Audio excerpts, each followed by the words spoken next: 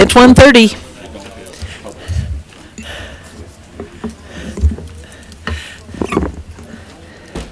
Alrighty, well, welcome everybody. I see we have extra people in for the work session. Usually it's only a couple people that attend, and so that's because we have a special recognition to do during this time. That is after the amendment for the medical plan, so I assume we're going to go ahead. Tiffany, you'll be doing that first because I believe we have him on video. All right.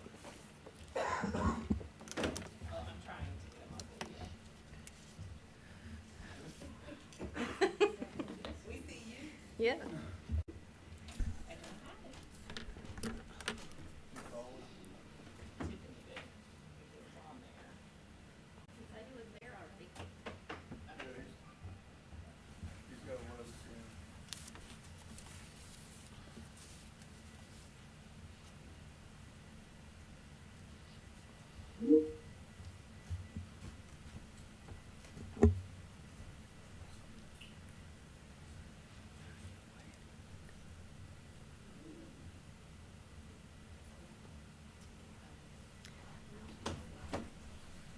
Sorry, we don't have any entertainment in between, but technology is wonderful, but this happens too.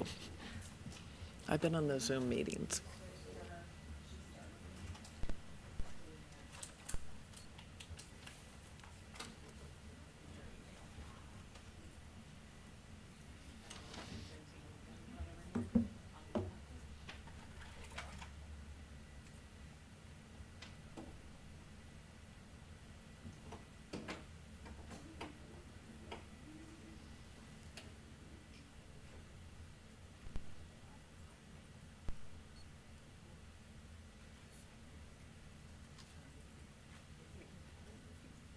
If it would help, if he needs time, we could.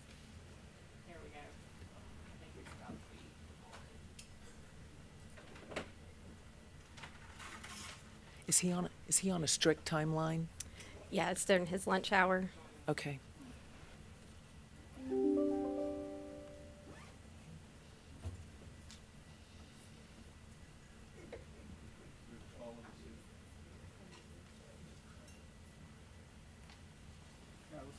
Oh, there he is.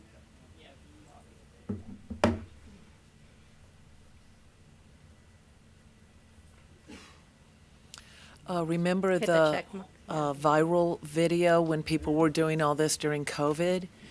And there were these lawyers talking, and one of them had a face with ears because his kid had messed with his computer. And so the whole time he talked, it was a bunny talking instead of his face. And that's just some of the crazy stuff that happened during COVID, right, with this. Kids know how to do things to our computers or iPads, and but it was definitely funny. It's not funny when it doesn't work when you have an important meeting, though. Okay. There he is. Okay. Can you hear me okay? Can you hear me okay? We can hear you. Okay. Oh, wonderful. Oh, wonderful. Introduce yourself. Oh, am I on?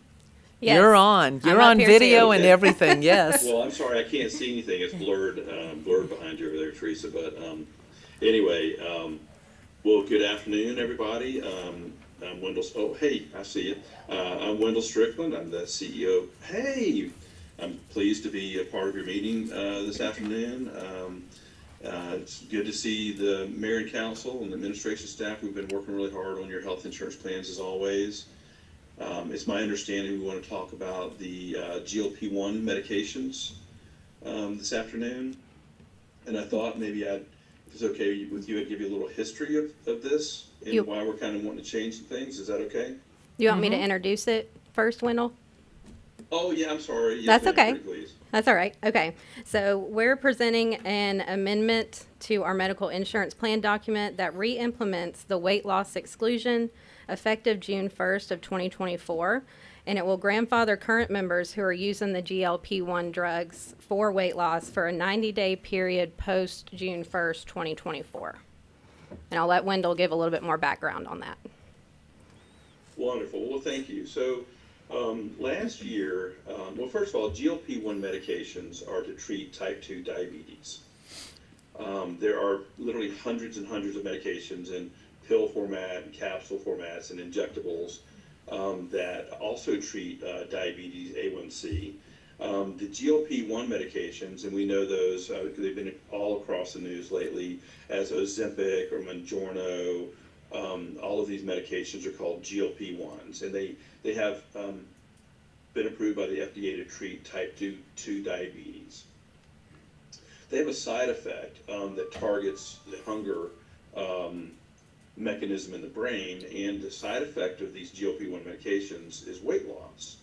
And what was happening last year, and the reason why we modified this plan to begin with, was to get a GLP-1 medication, just like you would get a metformin or any other type of diabetes controlling medications, non-insulin based medications, was to be diagnosed as a type 2 diabetic, and that you had to have A1C levels at a certain level, and you had to have a BMI or body mass index, or we call it the pinch test. You know, you had to be a heavier set person up to a certain BMI.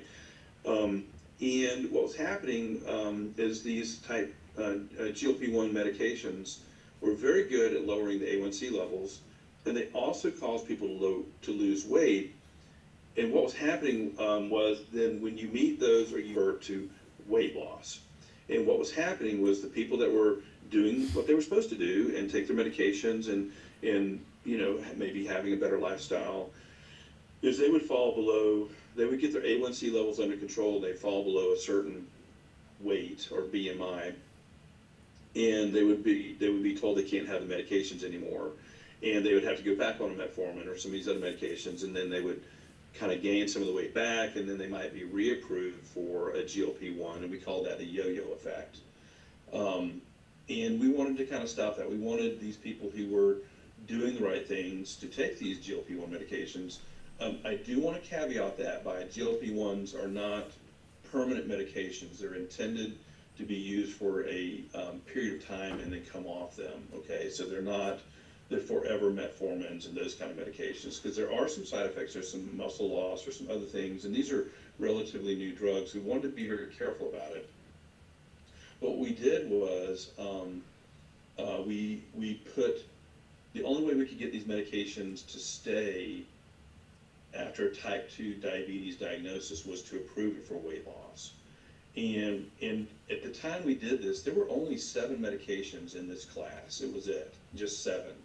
And if you've been watching the news, if you've seen it anywhere lately, you understand that they're recategorizing these same medications for weight loss. They're taking the active ingredients in these medications and coming out with new medications for GLP-1s as well as weight loss. And it became impossible. And so we've taken 7 medications that we had available to the whole universe last year, and now there's 20 or 30, and this is the fastest growing segment.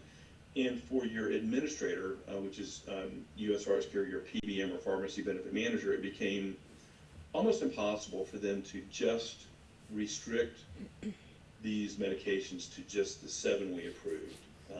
So we had no idea that this was going to happen. We had no idea to know that these medications were going to just increase dramatically. The other thing that's happened is, while all of last year you only had 2 people on these medications, this year you have 20 or 30 people on it. So the doctors are just prescribing these medications more, and it really caused us to look at this. So did what we put in place last year achieve its goals? Yes, it allowed type 2 diabetics to stay on these medications so they wouldn't have to yo-yo.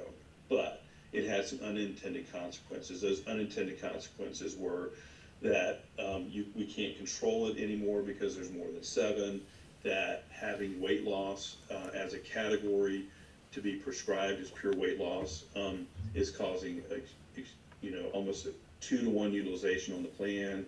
And so we were coming back and looking at this, and we were trying to figure out what we could do. And so if the intended role was just to stay with type 2 diabetes, then we need to go back and re-exclude weight loss, but grandfather the people that are diabetics that had a type 2 diagnosis as diabetes and allow them to stay on the medications. And then the people that came on the plan for weight loss, we would allow them one more cycle to find an alternative medication. And so that's kind of the backstory. Those are kind of the facts as we were looking at them last year, and then of course the unintended consequences. So I worked with your staff, and we worked with the pharmacy management company. We looked at all of the options available to us, and we think this is the right course of action. So I guess with that, I will just say that's kind of what I wanted to say. And if you have any questions or any thoughts, or want me to make a recommendation, just let me know what to do next.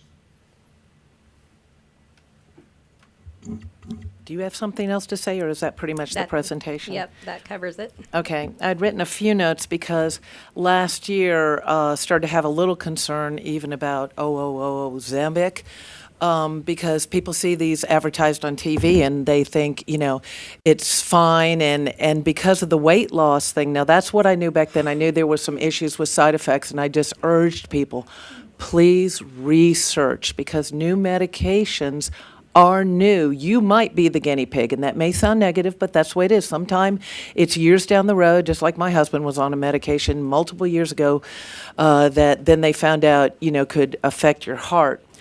Also, can you put up page two of the second attachment? He is in charge of the meeting.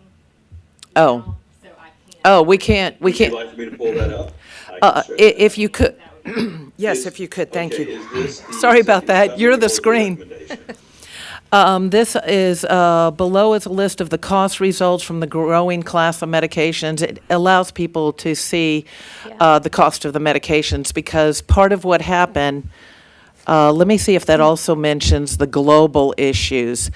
What happened was this became so popular because people found out you could lose weight on it, that then there weren't enough drugs for the people. How did I learn that? Because I read incessantly news, and I listen to doctors, and I do podcasts and videos of doctors talking about these things. There was a national shortage, and if you have anybody that's diabetic in your family and they can't get their medication for what they truly need it for because it's being used for weight loss. So I think that came into play, and you referred to that to some degree, but that happened globally. So then you have people that actually, There's yeah. still a global shortage. Okay. And there's still US-based shortages right now because of that. So now there's, I guess, more medications. We only had 7, and I'll just mention this. If you could see the cost on this, I don't know if that's supply and demand, but the costs are outrageous what they're charging now, the pharmaceuticals in there. We're looking at a GPL-1 usage, a type 2, $3,200 annually. That's $3,200 annually. And there's another one, GPL-1, I don't know what 1 usage for weight loss means. What the 1 is the number with the GLP-1. Usage for weight loss, and I don't know how many doses or what, if that's still a year, 20,000. So that gives you an idea Correct. of why we have to make some adjustments sometime with the medication. Lastly, I'll say this, because you mentioned this, Wendell, that it also causes, some of it, muscle loss. And what you need to know about that is this. People that don't use the medication correctly and take too much, hey, I'm losing weight, I'll take more than the recommended, they start to look gaunt because they're losing muscle in their face. But you also, the heart is a muscle. The heart is a muscle. You do not want to have muscle loss there. So that's why if you're ever going to take any of these medications, you kind of need to know. But I wanted to bring attention to the cost and the idea that the diabetic people need to be the priority over weight loss. There are other ways to lose weight, right? And not that it's easy, diet, exercise, and they need to emphasize that first prior to taking the medication, because every medication, even aspirin, has some sort of side effect. But I'm in total agreement with us needing to make the change. But council, questions, concerns for Wendell on any of this? Mayor? Yes. I do. Councilman Mumford. Wendell or Tiffany, whoever, when we were presented this last year, my recollection was that kind of the primary purpose behind it was to almost be a preventative to encourage folks, our employees, to lose weight by taking these medications, which then have a longer kind of a benefit to the city because we're self-insured, so our claims would go down because now we won't be treating for diabetes later on down the line, or we won't be treating for other ailments that come along with obesity. But this, the way we're framing it here, though, is that it was the idea behind adding the weight loss exclusion was to basically transition folks who were taking it for diabetes into a non-diabetic use for just weight loss. So I was trying to get understanding. I mean, do we not have, is there not any value in continuing this program for the purpose of preventive? I know we do a lot of things to help prevent different programs that we include. Any thoughts on that, Tiffany or Wendell? Yeah, and I can't see through the camera here, but who's that speaking? Matthew Montahan, Councilman Montahan. Oh, thank you. So, it's funny, I'm in a conference right now in Missouri, and we just finished a session, a 2-hour session about this, and modification plan, right? And the biggest thing we're noticing is that the people aren't doing the lifestyle changes with the medications. So, yes, there is some merit to saying if you give somebody a medication that helps them lose weight, is that going to timeline? And then if they're if they're not changing behavior with that, then you're not getting the true benefits. And this is why there's been this is not the first time we've had tension over weight loss on a plan, and it's always been a balance between medications and lifestyle.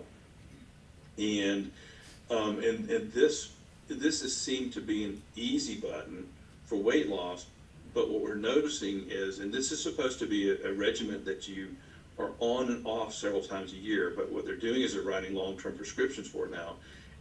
And I believe that was Mayor Leslie that was talking about muscle loss. It's becoming a real thing, because what happens is if you're not exercising and you're not lifting weights to maintain that muscle mass, this medication will make you lose weight, and it'll take it from your muscle and not the fat. And so, and this is a new medication. So the question is what is the balance between the pharmacy solution and the lifestyle solution? And that is absolutely a legitimate question. I think what we're looking at here is we had a little bit of unintended consequences, and we're also learning more about these medications so that they're not really viable for a 2 or 3 or 4 year regimen like a metformin is, or some of these other medications that control just the A1Cs. And so, and then also you have to look at the expense. Is what would be, let's just say, 15% of your budget, which would be $200,000-$300,000 of weight loss medications, will that outpace the long-term claims cost? And that really is going to depend on your turnover. So if you have people that are taking this medication and they're losing weight, and then that they're not staying, maybe that's not the best. If these people are staying with you 10, 15 years, then we'll get the benefit of that. So there's just a lot of variables, and maybe what we're trying to do here is we're trying to pump the brakes and say, okay, we were really trying to do a great thing last year. We want to help type 2 diabetics, and we called it the yo-yo. And so we were trying to help them maintain, but they truly have a disease called diabetes. And listen, I'm 6 foot tall and 250 pounds. I'm considered overweight.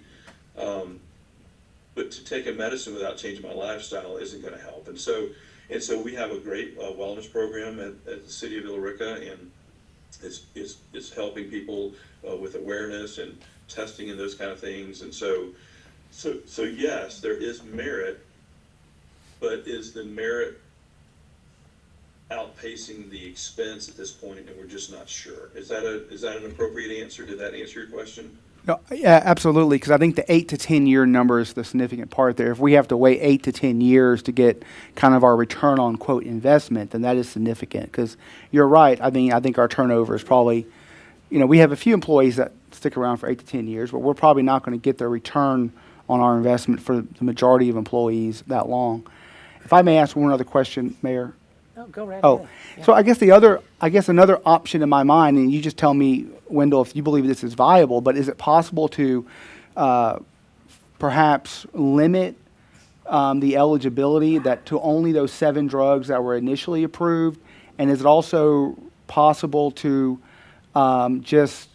maybe require somebody who is on the program for weight loss that they also have to participate in the wellness program so they can maybe get lifestyle counseling? Is that possible? Great question. I'll take that in 3 parts.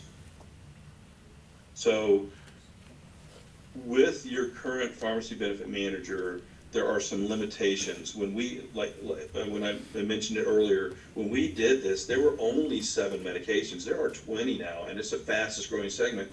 And the system can't handle the rules because the rules are these 7 medications. So no, the first answer to your question is because we had 7 to begin with, we thought that was going to be it, but now it's 20 something. It's going to go to 40 by the end of the year, and we can't restrict it by the name of the drug. It's actually a manual process, right? So they're trying to do this now, but it's a manual process. And the confusing part to the technology is that many of these medications are using the same active ingredient. So when you look at a claims processing system, it looks at not only the brand and the dosage, but it looks at active ingredients and brand and generic name active ingredients alternatives. And so when the doctor writes these prescriptions, he might use a name, he might use an active ingredient, he might use different dosages. And so the answer to your first question is, unfortunately, no, we can't limit it to the 7. And that's, we had a couple of these medications. And can you ask me the other 2 questions again?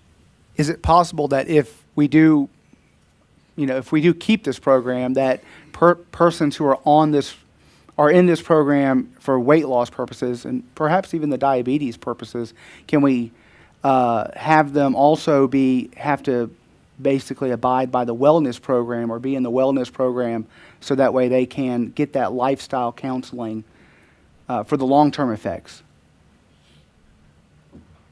I believe the answer is both yes and no. Yes, we can put in those structures. I do believe the right thing now is to revert back, but protect the diabetics and to help.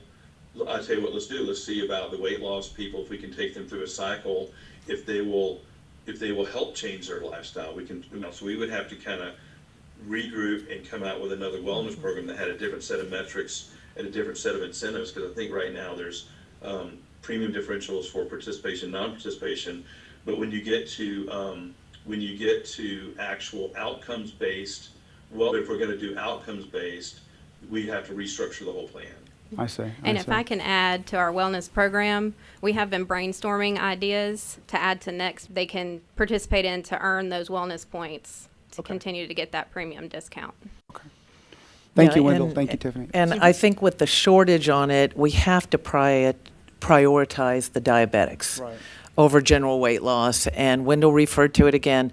And if you've ever been involved in athletics, you might know that muscle burns calories better than fat. You need to maintain muscle mass. And I like cookies. I like cake. But that's why you might see me walking still at 10 o'clock at night, getting that walk in or getting on an indoor bike some way to, and do weights. I hate lifting weights. It's like eating your vegetables if you didn't like vegetables. But it's how you maintain your muscle mass, especially when you get over 40 because you're losing it. So. And there's feasibility issues Yeah. and balance issues and a host of other things that kind of come with that. And, I don't know that. McCoy. if you can't see, thing, and I'm looking at this just from a cost perspective. So it says for the previous plan, the 22 to 23, is this the cost annually of the medicine, or is this what is this 3,200 exactly? Okay, so are you seeing the document I think I'm sharing? Yes, it's Yes, up I'm there. looking at that exact same page at number 1. Wonderful. So what we did was we pulled claims from 22 to 23, which we had weight loss exclusion, obviously. Right. But we also had, we did have the GLP-1s available for type 2 diabetes. And so the GLP-1 usage for type 2 diabetes in 22-23 was $3,200 annually. So that is, I don't know how many participants, but that was the total cost on the plan. And of course, there was zero for weight loss because it was excluded. And then when you look at 24, this is an interesting trend that the doctors are prescribing GLP-1s for diabetes 4 times the rate they were in 22-23 as they are this year. Okay, that's So what there's I was. 12,000. This is That's what I was wondering. What these, like, I didn't understand, and I'm sorry if I'm oversimplifying it, but sometimes I feel like if you oversimplify, you get to the meat of the thing better. Is that I wondered if it was like you said, it's the usage, so it almost went up 4 times in a plan year, correct? You're absolutely correct. Okay. It was utilization. I think this is Okay. February or March of this year. I don't see in It's my through- through March. There it is right there. So through March of 24, just January, February, and March We're at almost 4 times more. of 24. This is how exponential this thing is going. It is 4 times the whole year, previous year, just in 2 months, 3 months this year. And then of course the cost for just pure weight loss is 20,000, which of course is 100% growth because we didn't have that last year. But it just shows Okay, going back to the that- weight loss. When you are talking about the weight loss, is this doctor's prescribing it that they don't meet the criteria for type 2 diabetes, or maybe they're pre-diabetic and they're prescribing it for weight loss? That is correct. It's a pure prescription for weight loss, not a diagnosis with type 2 diabetes. That is correct. Okay. And so that's what's been prescribed more. So this is more money on our plan. So with this amendment, so this basically means we're only going to have it for the type 2 diabetes. It's not going to be for weight loss anymore. But once they get the other thing with the 20,000, that was my question. I finally remembered it. Is once they get down the A1, I don't know the medical terms. I'm not even going to pretend to be a doctor. But once their BMI, A1C, whatever it is, gets down, they're not considered a type 2 diabetes. When all that criteria is met and they're still prescribing it, is that considered for weight loss? Is in that point, does it become weight loss and not for diabetes? That's the struggle. So We're you're absolutely basically correct. going to yo-yo. Well, It's the going to be difference paid is- for the diabetes, and then once they're considered weight loss, then it's going to go down. But then when they get diabetes again, say, because the lifestyle change, and it's going to go back up, correct? They're going to be prescribed it again. Well, so first of all, you have to have a type 2 diabetes diagnosis. Now, what we can do, in which we're looking at doing, is looking at the criteria of conversion from diabetic to weight loss. So there's like 4 different standards. There's the FDA standard. Some of those range between 34 BMI and 28 BMI. But when you get down to 28 BMI, there are probably better medications that you can use other than a GLP-1. So that is where the doctors, their expertise should come into play, because when you get below a 28 and your A1Cs are controlled, then this medication has done its job. And it really isn't.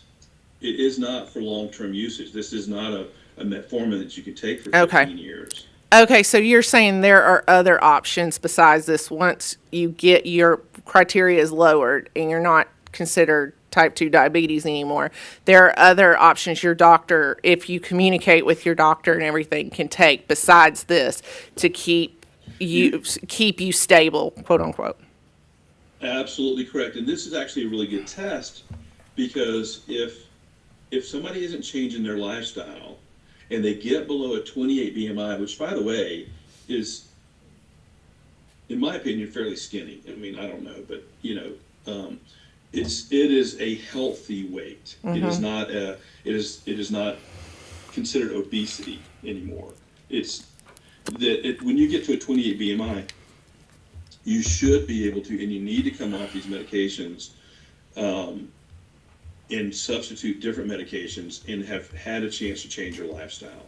And Okay. the signal for people not changing their lifestyles is the yo-yo, right? If they Right. there was a young lady. Well, in this- I'm not here to argue about the lifestyle change and how we can implement it and stuff. I'm just looking at the numbers in 6 months by almost four times, almost 400%, and that what the weight loss is. Because as a layman, when I look at the weight loss, I think of it as purely cosmetic. So that's something that could be misconstrued, and I didn't want that. I wanted to make sure that it was actually medically people who needed to have weight loss that are using these drugs.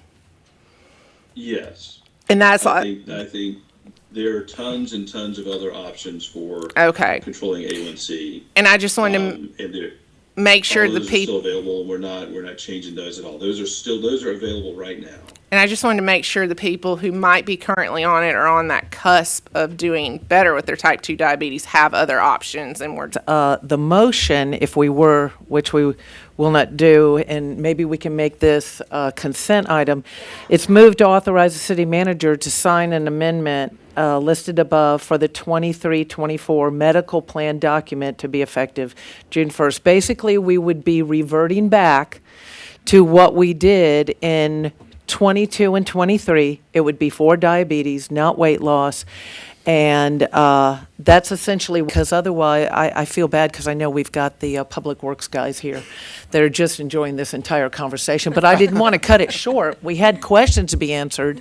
But number one? Okay, we're good. Thank you. Thank you. Thanks, Wendell. Thanks, Wendell. Thank you very much. Y'all have a wonderful day.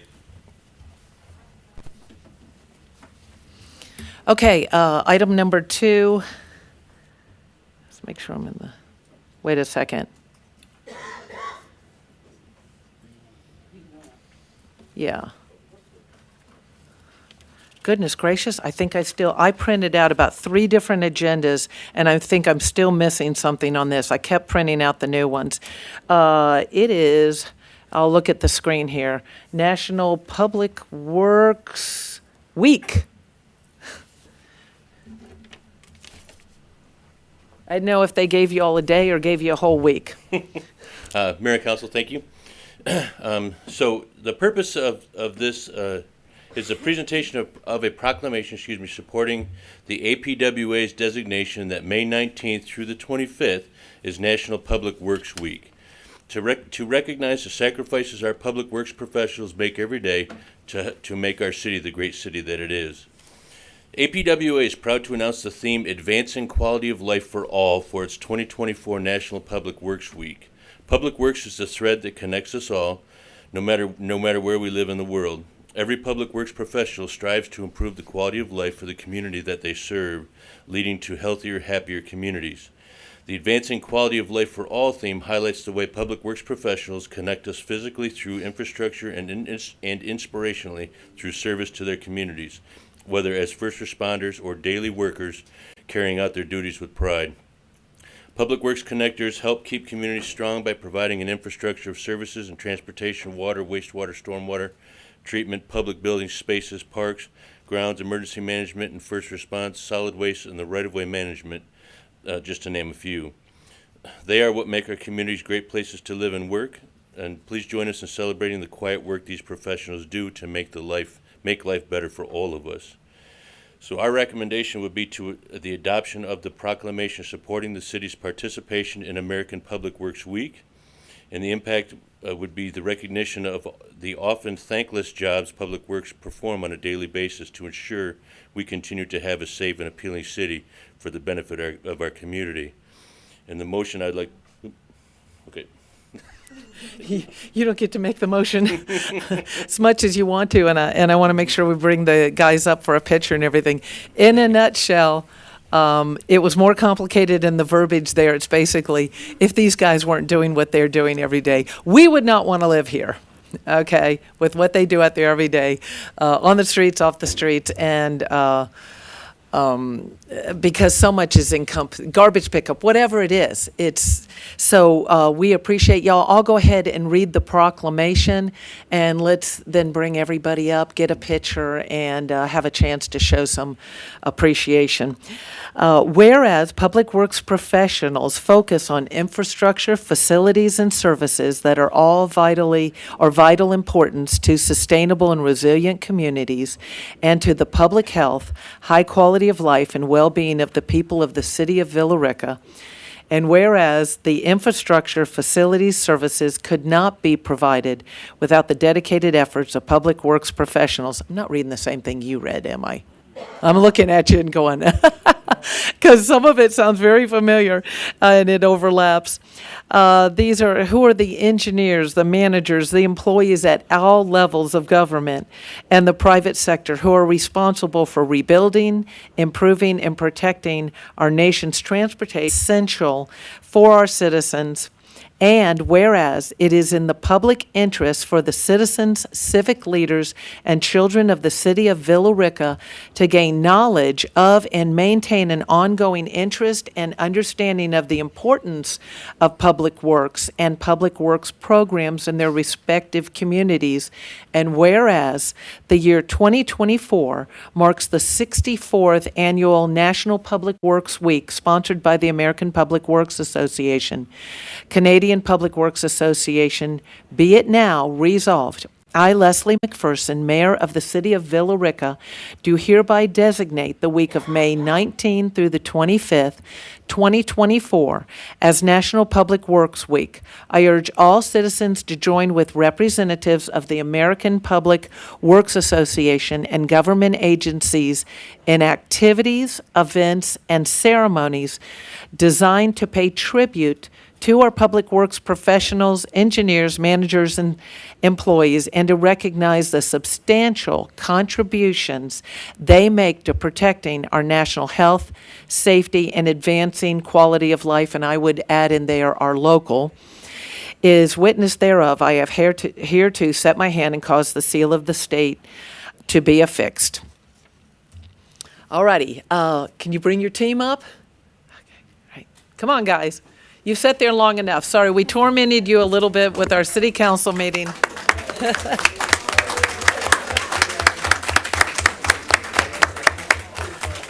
But think of the positive effect of all you learned about medications and weight loss and diabetes. So.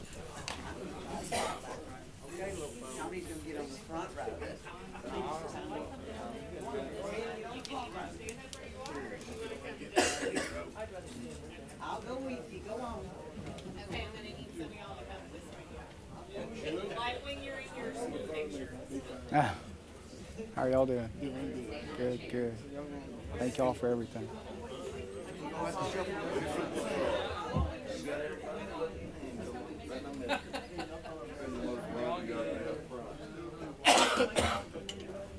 Pull it in, everybody.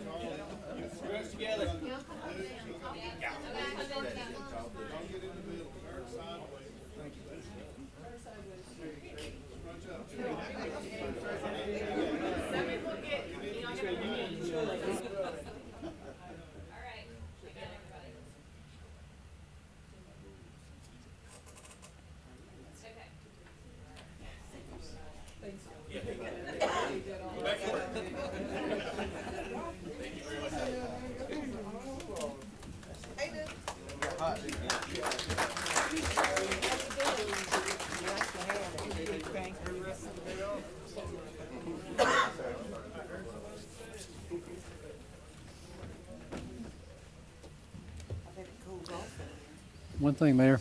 Yes. Hal, I think a week of recognition is good, but I really think these guys deserve a cup of coffee and donut to go with it. That's true. With no sugar on it. No, I'm just kidding. After what we just talked about, I know. Okay, so those guys came in and got to, they don't get to do this very often, come in and enjoy part of the meeting. We need to make it a consent item. Oh, I did. I made it consent item number 1. It's number 2. Oh, I'm sorry. I thought you were talking about the previous thing. No. Yeah, we're just recognizing them. Yeah, we don't have There's a to motion have on it. any type of vote. There is a motion on it. Oh, There's a motion. okay. So, because we don't usually do motions during the work session, so. No. Well, we can make it a consent Yeah. item. We'll have to make a motion. So do we need to talk about it tonight, or should we go ahead and make it a consent item? Yeah, I think we covered it. Okay. All right, so number 2, resolution enacting temporary moratorium involving vape shops, tattoo parlors, and pawn shops. I was wondering why that was all put there together, and I figured it was within the same section of the ordinance, because I know we don't allow tattoo parlors. I believe in our downtown overlay, it has some restrictions. Go ahead. We used to not allow, so Oh, we need to, we've been talking, on the staff level, we've been discussing, tattoo parlors and pawn shops for a little while. In the past, we had a downtown overlay where these types of businesses were not allowed. Through zoning changes over the years, that downtown overlay disappeared. So we realized that was an issue that needed to be addressed. And this past year, we've seen a number of applications for the vape shops. I've seen a lot in the last few months. And we've heard the concerns, and we've been asked to look at our ordinances to see what we could do, if anything. So that's the purpose of this. It doesn't stop anything that's already been approved, but it gives us, this would be for 6 months or until we change the ordinance, whichever occurred first. So it gives us time to look at our ordinances, to come up. It would direct community development to look at it with the assistance of the city attorney, come up with some proposed changes. Those changes would be noticed. We'd have public hearings that go before planning and zoning, and then come back to this body. okay, so what it seems like staff would need from us is at least some sort of discussion on where we're leaning or looking at options. I, for one, the easy one for me is, I did not realize we had reverted back and allowed those in our downtown overlay when it comes to tattoo parlors. That's not what we're looking for in the historic downtown. So as far as, even though our emphasis has been on vape shops, apparently all this is kind of involved in this area of the ordinance. So I have that, I think we had, and y'all are gonna need to give input here. It seemed to be the vast majority of us, if not all of us, had some concern about the number of vape shops popping up, and do we want, they only have to be 300 feet away, so they can essentially be almost everywhere, and maybe at the gateway. So let's hear from y'all with some feedback so that staff will have an idea of what we're looking for.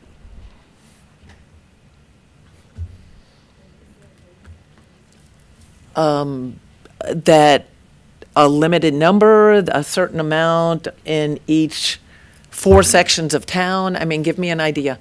Yes, Councilman McCoy. One thing I think I brought up with one of the last vape shop things where they were going to put them in the same shopping center, that I thought too, one for the business, like there needs to be something at least saying that they can't, there's a non-compete clause or something that they can't have 2 in the same shopping center. And I didn't really think that was, not that I frequent vape shops or anything, but I did not really think that was fair to the business that had already been there. And then they were just going to put a competitor right across. So that was one thing I do remember discussing. I personally remember discussing during the during the, one of the last, there's been quite a few, so I can't remember if it's the very, very last one or the previous one.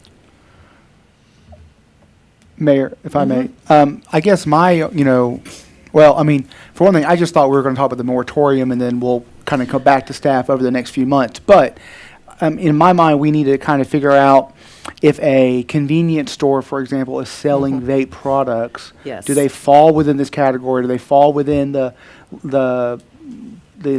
geographic limitations, et cetera? So that's something that I would like to kind of see. How do we measure whether or not they're selling them and what the percentage of them is, et cetera? So That was my, my same question, having to do with tobacco shops, or in this case, the convenience stores that sell them. And in one place, they decided, I guess, they had an area in the convenience store, but maybe they were making enough sales, there was more money, they wanted to open a whole nother section. So are we then going to say, oh, you can't have your, vape shop in this area because there's already two, but at the same time, there'll be a convenience store maybe doing the exact same thing. So that needs to be figured out. And I know that the moratorium is to give us time, but I also know how we only meet once a month, and then we give it all to staff, and they need to have I don't want to no, all I belabor was saying this, was but give I may some. have a lot of ideas, but I wasn't in that Okay. frame of mind. I was thinking about. So let's That's do all. this. If you have any questions or you want to make sure that Sean, whoever has some direction, our attorneys who try to make sure because we don't want to violate certain things, that people have rights to do certain things with businesses. And this is a tough line to tread sometime, telling somebody what they can and cannot do with private business, just kind of like with their own property. So I always stress these things to a degree. Where do you draw that line? So let's give a little bit of feedback. And then as you come up with ideas, you could send it to Sean. We can't do an online meeting, but you could always CC us or send it to us so that we see what somebody else is talking about on council in between meetings, and maybe that triggers our thinking about adding some direction that y'all can help us with. Looking at some other cities, what are they doing? And what I really don't want to see us do is what sometimes has happened with convenience stores or vape shops, is you don't want places that you're driving into town and there's bars on the windows. I mean, that's a turn-off immediately. And I think we already have something as far as neon lighting when we did our sign ordinance, that there's some things that are in existence now that would not, they're in existence, but they would not be able to come and do the same thing now. They're grandfathered in with the neon lights and everything that just don't match our zoning anymore. Anybody else? Because I know we weren't prepared to say, well, this is what I want done. Yeah, and We that's- just know we don't like the current, This is just the moratorium. yeah. Okay. So, That's Okay. the whole Well, Mayor, point, it's a moratorium to give us a chance to get some feedback into it, so that's all it is right now. that's right. Is there anyone opposed to us having the moratorium? No, I Anything have one else? question about the moratorium. We don't need a public hearing on this because it's a kind It's of a not zoning final- thing? It's not a final zoning decision. Okay, all right. Okay. Y'all all right with making that consent item number 2? That would be number 3. We had a vote on the National Public Works. Oh, the Public Works. It had a Yeah, vote. that was 2. I keep forgetting because you don't actually vote on it. Okay. That is consent item number 2. This would be consent item number 3. Everybody's okay? All right. All right. The next one is, the first one kind of came about because we were all talking about it because it was coming up in meetings. This moratorium or proposed temporary moratorium having to do with multifamily developments is something that I've been thinking about for a long time and asked for it to be put on the agenda. And I sent each of y'all a text message just to see where you might be on this. We have that. Oh, good. We have the map. It's not giant. And I'm going to look for my printed off copy, and I'll stand up there and look at it if I have to. And we'll look at that, and all of these things may not occur, but I knew Carrollton had done this at one time. With the college there, the university there, and the amount of apartments coming in, and there was also deterioration, and they were concerned about getting an imbalance of ownership compared to rental, because let's just be honest, sometimes you're not as invested in the community, maybe more transient, and even more so for them. So I asked them to send me what they had, and I knew they had done it 3 years ago. I remember talking to a council person about it back then. But if you'll, I can't walk away from this. But if you can see that and look at, and I know the people watching on video can't, but it is attached. Do we have that? Okay. Because I did my homework prior to the time you having it attached. All of these things are not guaranteed to happen, but let me tell you what happened to many of us up here when we were even approving things. Maybe you approved something 2 years ago to happen, and then 6 months later you approve a townhouse and part of it's rental. Maybe we put a cap on it like we did in some cases on rentals and those. The next thing you know, 2 of them drop off your radar. You hear nothing about them. And you're not thinking about them when you approve something else. You think it's not, and it comes back. This one comes back, that one comes back, and the neighborhoods start building out. So all of a sudden, within a 3-year period, we started seeing a map like this with the number of developments. And this, we cannot make larger. But when you look, it'll tell the number of units of these different places. Now, some of this is commercial. Okay.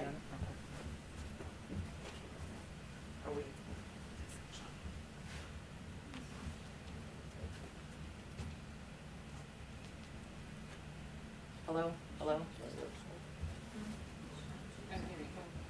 You want to stand here and hold it? There you go. It's on. All right. So if you look down in this area, what you'll see is, over here, say Douglas County, multifamily units, 517, single family, 1,313. So combined total, when you're talking about, you know, how much that is, you've got 1,800 there, total, multifamily. But look over here, oh, and it'll give you the population. So here, sorry, I'm a little wiggly here. Multifamily, you're talking about population growth from these units of 1,000 people. There was no single family attached during these several years added on the Douglas County side. Single family detached is 4,000. That's a lot. So then you're talking about population growth of 5,500. But look over here on the Carroll County side. Look at the multifamily right here, units. 2,127, a lot more than what you have of single family attached, but that's still a lot. Of basically 1,300 single family attached, think of the townhomes. And then down here, single family detached. Here's your single family units, 500. The combined total of all of these together, your multifamily, your single family attached, which is your town, you know, could be a duplex, mainly it's been townhouses. You're talking about population, I mean, the units here are 3,900, so almost 4,000. Look at the population, 10,652. Now, all of this is not done. Some of these things are built, they're already here, and then there's the ones that are breaking ground. They're in the process of coming up now. Then there are the ones yet to come that have been approved. Could fall off the radar, pop back up, or maybe they're really falling off the radar. They're not going to happen at all, especially with interest rates now. Some of these people may pull out, but we don't know that. Because we've had all of this happen in such a short period of time, it was my concern, I don't think I'm alone in this, it's just as to how many of us feel this way. I need to get back up there. Here, take this. I stole your pointer too. Here you go. That our roads, our infrastructure, we're doing what we can. We're shifting sewer lines to go to the West Plant. We're doing a lot, but if you look at our roads, and I was just meeting with another developer with Carroll tomorrow, and we were talking just the exit off 26. that practically at this point needs to be a 4-lane, and it comes down to where the Fuquay development is and everything else. If we end up with the Anderson Road, off of Anderson Road going across the hospital, a few other roads, Parkway, that will allow some ways for people to get around. But the biggest concern is such drastic growth in such a short period of time that if we could take our breath, take time to look at these numbers, what's coming on board, adapt and make some more infrastructural improvements prior to pushing the addition of a lot more residents. And lastly, I'll say, and y'all need to give input here, we've added an awful lot of residential, but if I had a chart, which I do not have, I could probably get a hold of it, that showed our growth in jobs and commercial, which we really need, then we will continue to live with people living in the residential, getting on the highway and leaving every day, with the vast majority of our population exiting. We have got to work on economic development with commercial business, probably some more industrial. I know we don't have an additional park, but that's kind of the gist of it, is this is a lot in a short time, and it's not giving us the jobs. We're not producing the jobs for those people to stay here and work local. Feedback. Okay, yeah, feedback. Yes, Councilman Carter. It is a moratorium, and it's a 6-month moratorium, and I don't have a problem with a moratorium if you have growth like this, taking a good look at what we want to try to do about it for the future, because we don't want to get overpopulated in multifamily use housing. We don't want, just like we didn't want to become the center for some of these other operations, we don't want to become the center for, we want to be more balanced. That was our plan in the past, is to balance growth. So I don't have a problem with the moratorium. Right, absolutely. Thank you. So, yeah, what I would like to see during this process, or during this moratorium, assuming that we approve it today, is maybe an identification of the parcels of land that remain that could be multifamily, and then perhaps maybe try to work with those owners to discourage multifamily and encourage another type of growth, whether it be commercial or a single family kind of thing. So I would like to see that. That's one kind of goal, because it's my impression, and that there probably may not be that many eligible parcels left for multifamily, but I would like to kind of get a formal inventory of that, and then use that opportunity to kind of talk to them and see what can, we understand that you're a prospect for multifamily, but what can we do to encourage something else that would provide that balance that Councilman Carter mentioned, commercial or single family, et cetera. And we may have that data. A lot of data was done in the public projects department. It's not necessarily a department, but we have a lot of data, so we might have that available with what Chris had done. I had to pull this out of a whole presentation, that page, that would demonstrate what I needed without boring y'all with 36 pages of information of data, because that gave us everything we needed on one page for this topic. Yes, Councilman McCoy. First off, I'd like to say I really like the stars. I like this. It's really easy to read and see. So whoever put it together, I very much appreciate it. What I was going to say is I agree with Councilman Carter and Councilman Montahan that, because it does feel like recently we don't really have a plan. Like, one of the things we've talked about is bringing commercial and jobs and stuff, but yet we've had 2 things on council the last couple of months for good reason. I'm not disputing that, but 2 things that were trying to come that would bring jobs, and we didn't approve them. So, and I mean, I voted not to approve them, so I'm in there. I'm not pointing fingers or anything like that. But what I'm saying is, it would be nice to have a plan so we could have something going forward where we do have a balance of what's going on, but also too, how is this going to relate to changing, and this might be a question for Kevin, how is this going to relate to changing the ordinance? Yeah, with, Because don't we have to change the ordinance to have a moratorium? we will have to look at our zoning. Okay, So what this moratorium will do, what it will not do is if projects that are already been approved, it will have no effect on those. People that already have their zoning, or people that may have vested rights, you'll see an exception for those categories. It would prevent someone from petitioning to rezone their property into these categories. But it would also give us a chance to look to see if we need to make any amendments to our zoning map or anything like that. okay, so if we're looking at the zoning map as a whole, why is the moratorium just on multifamily? Because couldn't we just put couldn't we put just as many people in a neighborhood, or then we could, I know that's dumb, as I said it out loud, how dumb I sounded, but couldn't we put, we're still gonna have population growth if there's a neighborhood. Like, it might be 100 people, not 900 people, but that's I think still. you're looking at a density issue there. Oh, okay, Yes. See, okay. Here's the thing. There is a housing shortage nationally. There is.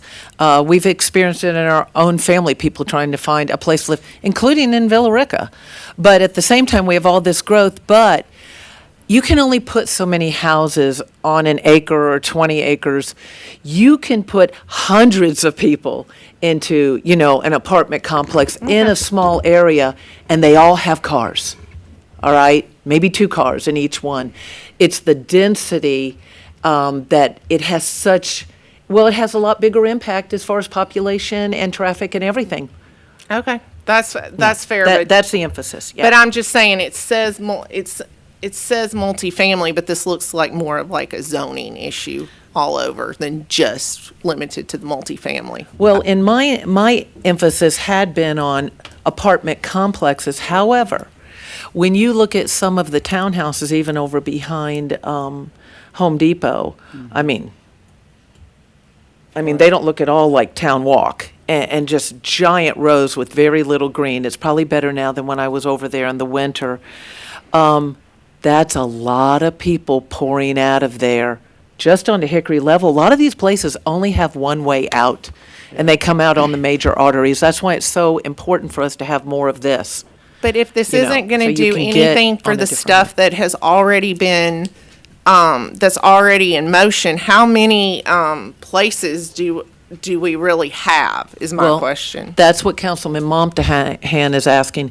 And the reason we wouldn't do it to anybody, what you said, vested rights, isn't that the right term, the legal term? But it's basically this, because it would be entirely unfair and unjust to have somebody who already had something zoned, they've invested money, they put in infrastructure, and all of a sudden, we step forward and go, you can't do that. I mean, that would be unjust. It would be wrong to do that to somebody. Basically, would that be considered a taking? Yes. Okay, legally a taking. So it will not apply to the stuff that's already, in the works or has already been approved, correct? Okay, I wanted to make sure. They've already got the proper zoning. They got the proper zoning and they can build that there for whatever amount of units we allow, depending on the size. Okay. I'm sorry. Well, okay, let me give this example because I know it's in my ward. The one over by Tyson Road between Liberty Point and Mirror Lake. What is that zoned in the PUD? And I think it's zoned for multifamily. Tom? Talking about water mist? Yeah. Yeah, water mist 2 is single-family detached.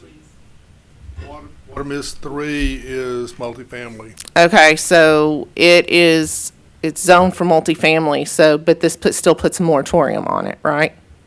No, they, It's already zoned. yeah. Okay. So. This will be for new applications, basically. Right, it would to be allow for, us to just like catch vape up. shops. This will not undo where somebody's like already there, we've already said yes to them. Okay. It's that, no, it's to allow us to catch our breath and stop any new ones, yeah. I look at it as this is an allowance for us to take a good look and see what we're Okay. going to get overwhelmed with. Okay, that's fine. That's fine with me. I do not disagree with it. It's just part of me is trying to figure out what's the point. I get the point. I understand that we do need to decide where we're going, and that's how I see it. But I just feel like we don't have that many parcels that haven't already been zoned.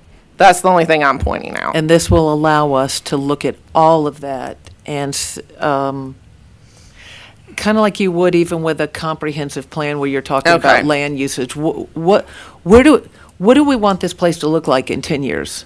Okay. And what would we live with between now and then if we just keep going like this without taking a breath and go, wait, where's this going to put us in those amount of years? Okay, so are we okay? Everybody all right with making this consent item number 4? Yes. Okay. All right, city council meeting, item, this is, A4, Councilman Carter, city council meeting modification. Yes, in the past, last few years, we have been skipping June, and you see these agendas are getting longer and longer, and this is putting a burden on the staff because July pops up. We have a long scheduled meeting. I think we need to go like we should be doing every month. We shouldn't be skipping months, so I'd like to bring June back on board, have the meeting in June just like we do the other months. We've been doing that, what, for about 3 years? Has it been 4 or 3? It had. Probably was 4. We always had meetings 12 months a year. Now, once in a while, one of us has to miss, or two of us, or we call in or whatever. But it appears, from what you're saying too, and I've noticed, is all it does is make July's meeting horrific. It just it's- doubles everything up. It's a burden on the staff because they're the ones that have to put it all together, and there's no reason for us to skip a meeting that I can tell that, it's going to always probably be 3 of us around to hold a meeting. So it also hurts the people that are applying to get things done in the city, so That too, so then we'd end up having a meeting anyway. I did call a meeting. So I Have a think we ought- called meeting because we had things that couldn't wait. I'm just asking to put the June meeting back in. Any other questions, input? All right, consent item, that, we'll make that consent item number 5. All right, community development. All right, Mr. Griffin.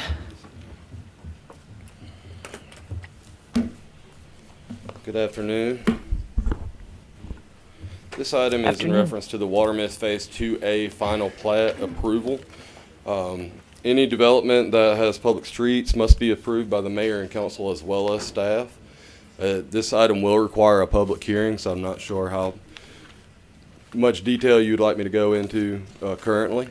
The applicant will be here this evening. I don't, It doesn't? I didn't It have doesn't need a it, public hearing? Really? Well, that's news to me. when you I said thought that, it did. that That's was going to awesome. be my This will question. be consent number 5. No, I'm just joking. You're out of here. Oh, no, I'm trying. Well, that's great news. Okay. So we've gotten all the required documentation and bonds and approvals from staff as well already. The streetlight fees have been paid, water, sewer, and storm system as-built have been submitted and approved, and all fees associated with this plating process has been paid as well. The Water Miss Phase 2A is a 47-lot residential development. Like I said, staff, all utilities, public works, community development, engineering, everybody has reviewed and approved this. All we need now is the city council's approval and the mayor's signature. You had all your ducks in a row, in I other think words. so. I do. And Water Mist is on that map with the stars. The Yeah. color ran out on my printer, so I Yeah, have it's next to the one I was talking about. Yes, I can barely see it, but that's an example of something that, is still in the works, but it's already been approved. So it obviously is going to happen. It's on the radar. Questions? It's not, doesn't require a public. This meeting, is so the it can be single a- family. We just talked about Water Mist. The other Water Mist is multifamily. Yes, Councilman McCoy. Am I looking at this right, that the old lots, they had 63 at 700 square feet, which I'm assuming is for the lot, not the house. So, the old lots, and now they're looking at 56? Am I misreading that? I do not believe so. I think that's accurate. That's correct. Because it says the maximum number of proposed lots, 56 single-family detached lots. Then it says old, 63 lots. Yeah, because I think they're 8,000 square foot, 56 minimum 8,000 square foot lots versus 63 minimum 7,000 square foot lots. Okay, I was just double checking that. So this just sounds like we're just putting our stamp of approval on it. They've gotten all their variances and done everything they need to. Okay. Anyone else? I just want to say I appreciate the fact that the zoning conditions are on the plat, as I've reiterated a few times with our city engineer. Yes, I sir. appreciate that. Thank Yes, you. sir. Absolutely. Those are the lessons learned the hard way sometime, but we can correct it going forward. I kind of overlooked you there, Bobby. I'm sorry. But thank you. Bobby wants to be overlooked back there. That's No, why no, he said no. it. He's like, no, Nick, you had this one. Oh. Right. Thank you, sir. Okay, thank you, Mr. Griffin. Are we, consent item number 6, since we don't require a hearing? Good? Okay. All right, number 2, review of VA-05-24 and VA-07-24 variances for Chick-fil-A to operate a temporary food truck at 779 West Bankhead. Mr. Daniels is doing this, and this is being revisited because I believe we kind of said, let's see how it's going out there with traffic, et cetera, come back. Let's look at it again, not them come back, but let's look at it again. Yes. So the purpose of this item is a 30-day review of the applicant's 2 approved variance requests. The city council did approve their 2 variances requests last month in the April council meeting. The variances pertain to the applicant operating a mobile food vending establishment on a alternative parcel. A little bit of background that's going on with this. Chick-fil-A's primary address is located at 85 Commerce Drive. They actually underwent a 3.5 to 4 month remodel process. The applicant wanted to serve limited items on a alternative parcel. The alternative parcel is located at 779 West Bankhead Highway. The city council did approve this temporary drive-through system on that alternative lot. The 30-day review is just to make sure the conditions and safety of that lot is kept up. The conditions were actually, the first condition was actually 6 of them. The first condition was that the variance had an expiration date from, in 4 months in total from the start is April 12th, 2024, and expires on July 12th, 2024. The applicant was also required to have the customers only make right-only entry and exiting onto the temporary parcel. The applicant actually has been doing that as of now. They actually have had a proper signage and actually had 1 extra employee actually be on site just in case for customers actually to go on and exit off that lot going on to Highway 78. And then also the applicant was supposed to comply with section 8.09 subsection 6, which is our stacking requirements, as well as our section 7.12, which was outdoor lighting. The applicant actually sent me a couple of pictures of when they open up and actually when they leave from operations. They open up around 7 a.m. and it's as adequate lighting, but they did have portable lighting actually on site just in case they have any visibility issues as well. Aren't they closing, is it 8 p.m.? Yes, that And was we're their into proposed- daylight savings, so I know that helps. Yes, ma'am. Yeah. Actually, the applicant, and he'll speak a little bit more about this evening, is they're actually closing a little bit earlier. They're saying that they're actually seeing a lot of growth in the mornings. They get like a pickup from 7 a.m. to 8 a.m. and then start tapering off after lunch, like around 1 p.m. So based off of all of that, the city staff has, will make a recommendation to approve these variance requests only because the applicant has demonstrated the drive-through temporary process actually runs effectively, as well as there's no extra impediment of traffic circulation on Highway 78. There is one thing that's actually going on. It's actually more development that's actually continuing. There's actually adjacent parcel that's actually right there. Starlight Development is actually constructing a road that's going right there, and they actually are constructing a deceleration lane that's fairly close to the alternative lot.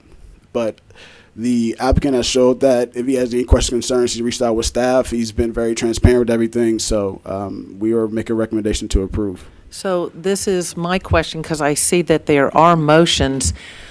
I knew we were revisiting, I'm looking at the attorneys right now, I knew we were revisiting, but we're reapproving our approval? Is that what we're doing here? Because I didn't know that we would need motions. I mean, they're there.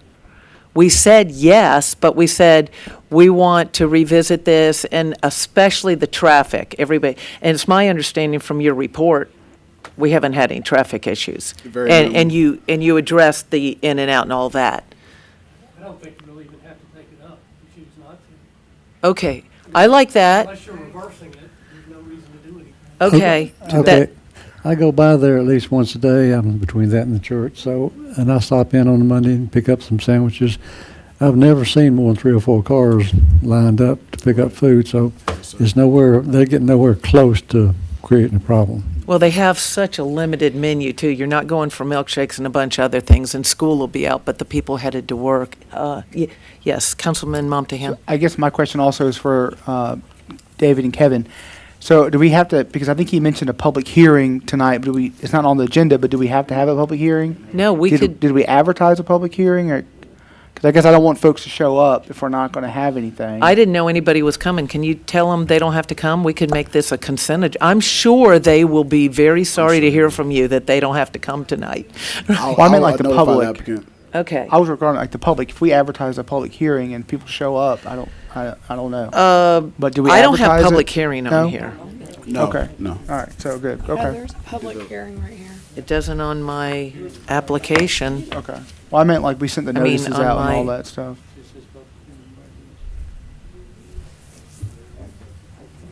Okay, so if there's a public hearing, There's not. Well, I thought Sean mentioned it. okay. Yeah, it's Okay, so that was a confusion, because it's always on here, and I go, it's not here. Okay. All right, so that was it was a mistake or misunderstanding, but we're good. Okay, y'all, consent item number 7, we good? Okay, all right. Next item, we'll go from Chick-fil-A to alcohol. Number 3, at a community development distilled package license application. We knew this was coming back eventually, because we filled 3 quadrants and we have 1 left. Yes, the cover sheet covers this pretty well. We're just trying to award our 4th license under our ordinance. We've got 3 in process, and albeit it's been a really, really slow process, we've been monitoring them, and they are making some progress towards opening up. We do still have an open district, which is primarily the south end of town, and we'd like to open up that for applications beginning on June 3rd, closing the applications July 15th. And if we get more than 1 that's qualified, then we'll have a lottery to pick whoever that will be. So this one is just to get the applications process started. That's all Right. this is about. That's right. We want the council to give its blessing to how we've set it up. Okay. I'm encouraged that the process will run smoother this time. I've had some communication from Whitney Cox, who's going to be handling it, and she seems to have a good handle on what we need to do, and I'm optimistic that we'll run well. Okay, so just in a nutshell, when we decided to legalize, in a sense, package stores within the city, we divided the city into 4 sections. wanted it, I guess, so we wouldn't be overrun. Correct. And there were certain requirements, so I guess we wouldn't be overrun with a liquor store here and all over the place. And so when the applicants come in, if there's only one applicant and they meet all the criteria, they would receive it. If there's more than one, and I believe we had one in this area, but they were not able to secure their original location, it fell through. We've had no one, so we went back to the beginning, take applications again. If they're the only one and they meet the criteria, they'll get it. If there's more, it'll be a lottery. That's exactly right. We Right. awarded what we've been calling them as the presumptive licensee, because they don't want to actually get the license till we look at their building and their inventory. But we had a presumptive licensee in this district, and their building fell through. So we revoked their status as the presumptive licensee. And this one will have to go to tonight. Yes? Yes. Yes. Okay, so that will not, any I mean, questions? it can be a consent item agenda. It doesn't have to, you don't have to vote on it. We can? Yeah. Even though it's like the alcohol license thing and all, it's No, not you're not like awarding the a other. license. You're just approving this process. Approving the process. Right. Of being able to give a license, okay. All right, I wasn't sure with package store, okay, all right. I had a question. Yes. Someone had asked me, is one of the stores gonna be across the street from First Baptist? And I don't think so, but I wanted to know, so There's a requirement that they have to be a certain distance away from any church property. And there is one in that district, but I think it's been measured and it's within the limits of the ordinance being far enough away. Okay, well, I was asking, I Yep. told them I didn't know for sure, I'd have to ask and find out. Whoever asks you, you can Yeah, tell that them that one- we got out the tape measure and it's far enough away. Yeah, no, Yeah, it, and that's not new. Information. Yeah, that's not new even with this ordinance. That is policy pre-existing, schools, state law, churches, yeah. yeah. So it's not, yeah. no, that one is behind the marathon station. So they could be within sight, but they've got to be a certain distance legally, so. And that's the law that we don't control, so, okay. I don't, All right, I so don't we know if can- I've ever seen David Mecklin at the podium. Well, it's a new experience for me. It's kind of Well- nice standing up and, but And he changed his He lost name, his seat. because Kevin is David over here, and so we, right. All right, consent item number 8, all right. Right, Main Street, yippee, you got a bunch. Okay, start with the Golden City Cruisers mural. I looked at the picture, Yes, looked at what was being proposed. yes. This is a request for you all to approve that painting. At the end of last year, with added text, a second mural has been planted to promote the Golden City Cruisers to be painted at the mill on the outside of the restroom building facing towards the road. The mural will have their logo and a 1955 Chevrolet.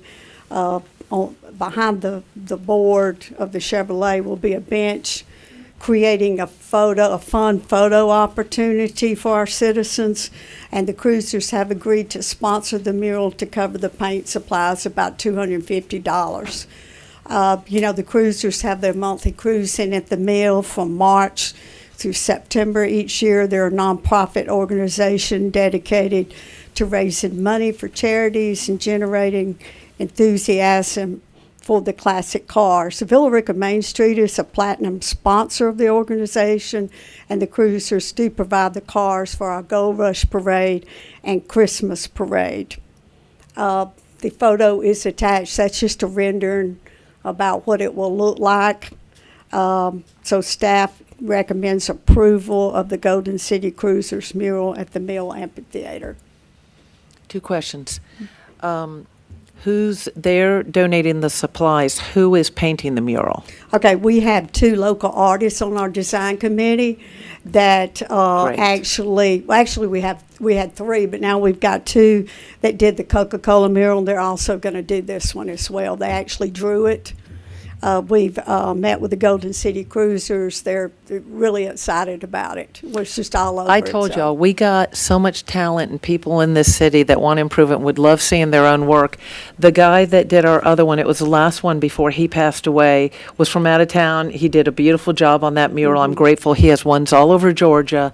But how cool is it when we can use our own artist and talent that we have right here local? That's correct. We don't have to go out and hire someone, which is saving us a ton of money. I don't and I was going to ask you that. I didn't see anything, I didn't see any dollar amount It's except about for $250 for the paint So and the let me, supplies. so what you're telling me is that the Golden City Cruisers are donating the paint and these artists are donating their time. That's correct. We need to kiss those people's feet and thank them. I mean, see what I mean? There's people that love this community. They did the Coca-Cola one, we Yeah. had some history of it. I hope That's that great. everyone looked at it on Main Street, how long it had been there, and then the gas explosion blew off the wall on that building. They put it back together, painted it. So, and we don't know the original date of that Coca-Cola one. We just know it was prior to the 1950s. Yeah, no, So we that's great. painted, gave it a fresh look and put "Welcome to Historic Villa Rica" at the bottom of it. Okay, So- second question, quick one. Are they doing it actually on the wall? Because I've heard sometimes they Yes, want to it's do on it the that brick way, and wall. other times they'll put it on a board. It's on the brick. Okay. Somehow, some way. Well, I knew that was a rendition, or, but I still didn't know if it was painted on the wall, because Yes. they do ones, also, remember the other stuff we had on the side that faced the mill? Those were affixed Well, the to the wall. 1955 So- Chevrolet is a fix. It's on a board because there's a standing bench right behind it where they stand on it, and your face is in where the window So of the the Chevy will car. be on a board and the other is painted on the wall? That's correct. Got it. Okay. Yeah. It's got Route 66 on it and a Welcome to Villa Rica sign in the background is too. So I think it'll add a really great focal point to that area. Yeah. It's It'll got a brighten it up. Villa Rica car tag also. Yes. Councilman McCoy? Okay, this is, I don't know how this is going to sound. It's great. I agree with the mayor that we should thank these people profusely for doing this, donating the supplies and donating their talent. But wouldn't it be better if we put the Highway 78 on it instead of Route 66, since that goes through Villa Rica and we don't really have a tie to Route 66? I mean, I get that it's, I get I it. guess because it's I don't know, historic. I don't know. I'll check with them and see. That's a good question. All right, I'll it's ask. just a thought. Yeah. From It some- could be related to the whole car club thing. I Yeah, don't know. and there might be something I don't I'm know. missing, but to me, just if we're putting it there, it just, to me, makes more sense. But what do I know about anything creative? Okay. I They don't want me certainly- painting, I can tell you that right now. Yeah. Yeah. Okay, so, anything else? Consent item number 9? Okay. All right, revised bylaws, Main Street Advisory Board. Okay, this is approval for you all to, your opinion on well, let me start over. This is to approve the revised Main Street Advisory Board bylaws. We finally have a full advisory board. They're all new members. They're all excited to be part of the organization and eager and enthusiastic to volunteer, help promote our downtown district. And excited board members can certainly drive a positive change to a program and contribute to the success of the Villa Rica Main Street program. That's what we've got now. So we're really excited about it. We've got some good board members. To ensure that our program operates efficiently and effectively, amendments are needed to the bylaws and the sections below. Section 4.1, I put a copy of the old bylaws and the revised for your review, but section 4.1 was just to change the number of sponsored events that we expect of our board members, actually increase that by 2 because of the number of our events have gone up. So we do want them to at least volunteer and help us with half of the events. And then section 6.1, regular meetings, number of regular board meetings and place of meetings. Per our Main Street accreditation, they are required to attend at least 75% of all the board meetings. And we have them every single month, and except for maybe December. So we do, if they're a board member, we do want them active and engaged and attend our board meetings. I do give opportunities online if they're out of town, so they can attend them that way as well. Board training, as of the beginning of last year, the accreditation changed, and all board members, even if they've been on the board for a while, are required to take the online revised Main Street 101 class. So we included that in the bylaws. They take it when they're brand new, but the ones that have been there on the while as of last year were to take this class as well last year. The structure, I changed the structure of a couple of our committees, design committees and promotion committee. The promotion committee is now the entire board instead of just specific members. The design committee, we actually have a separate design committee. Before, it said that the Historic Preservation Commission would serve on the design committee, but I have changed that. We have our own committee that are made up of a couple of local artists and some of our business leaders and some of the board members. So that's what was changed in that. And also, see article over here at the attachment, let's see, wait a minute, article. Here we go, Article 9, Main Street Program Manager. I changed that to report, the managers to report directly to the city manager's office. That what it had in the old one, that the Main Street Manager will report to the Economic Development Director. We do not have that position. Right. So that one changed to the city manager's office, which could be the city manager or the deputy city manager, like we were reporting to Sarah. And then the year-end financial statement, I changed some wording on that because we've actually hired Carl Peabody to be our CPA. We pay him a fee each month to handle our payables and receivables and provide a monthly financial statement that I have to report to Georgia Main Street. He was on the board previously, came off, but then I turned around and Gave asked him him, a would job. you continue if we pay you? So he does a great job with that because he separates the events to let us know if we're actually making any money on those events, because we have to have several revenue streams coming in to be able to give the downtown business owners grants. The Main Street 2024 organization chart has been updated well to put those new members on that. And at the end of the month, well, this Friday actually, we'll be electing new officers for the Villa Rica Main Street. Villa Rica Main Street is a nonprofit organization, and Carl actually does our annual filings for us too, so it's worth paying him the money. So staff recommends the approval of the revised Main Street Advisory Board bylaws effective May 14, 2024. Clear and well-defined bylaws will contribute to the effective functioning of the Villa Rica Main Street program. Thank you for providing the red line version, always preferred, right? Yes. You can go in and see immediately what the changes are, and they're pretty minimal. Elisa, before I see if there's any other questions, and hopefully this can probably be a consent item, thank you. Thank you for the events you're putting on. I've met a lot of those new members that are serving as volunteers. Great. And I mean, some of them have put on events, done this stuff in the background, and were there the movie night. And thank you also for the work with the flowers and things downtown. I think that was Ethan's group. Yes. Is that right? Ethan's group that was out there getting that. Really appreciate Yeah, that. Home Depot donates our flowers each Yeah. year for us for those. So do we, how do we recognize it? Is there something we can send to them? I'm not expecting them to come over here.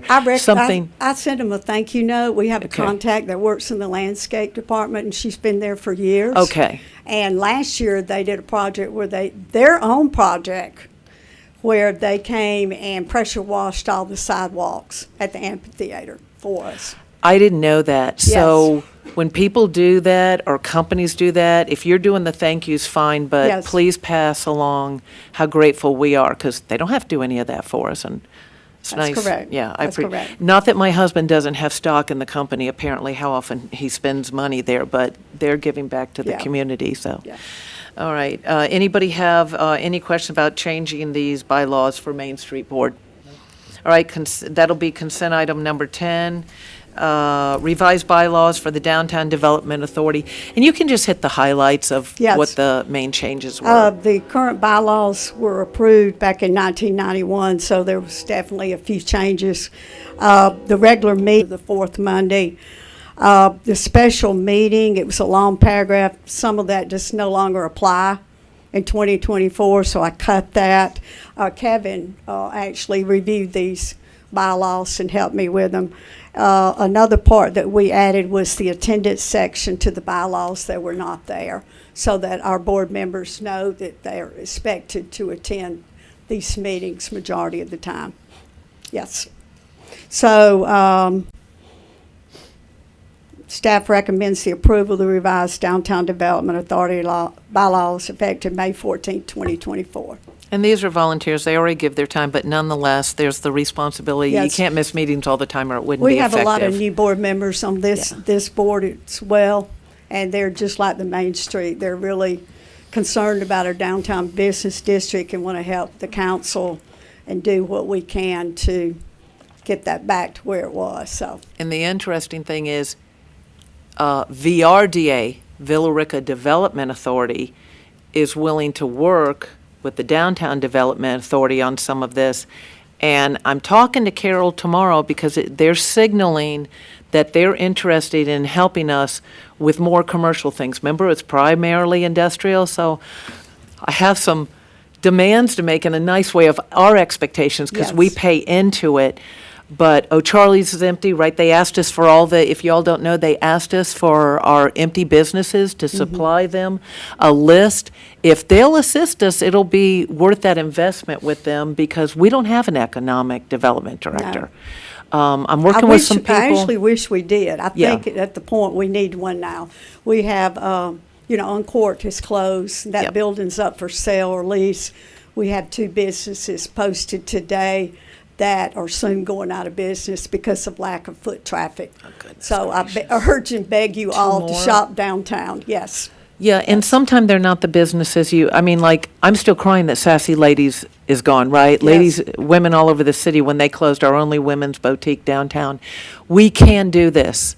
It's not easy, but we can do it. I know prices are up and everything else, but Cartersville and other cities are pulling it off, and I realize Carrollton Square is a little easier. We can do this. I expect Carol tomorrow to help us, but I'm also working with some business people. There are individuals talking to Gabe's to see if Good. there's any possibility we can get them back. We've talked to property, Tom Large's property manager, his son-in-law, Correct. have had a conversation with him. I know they got a big project in Carrollton.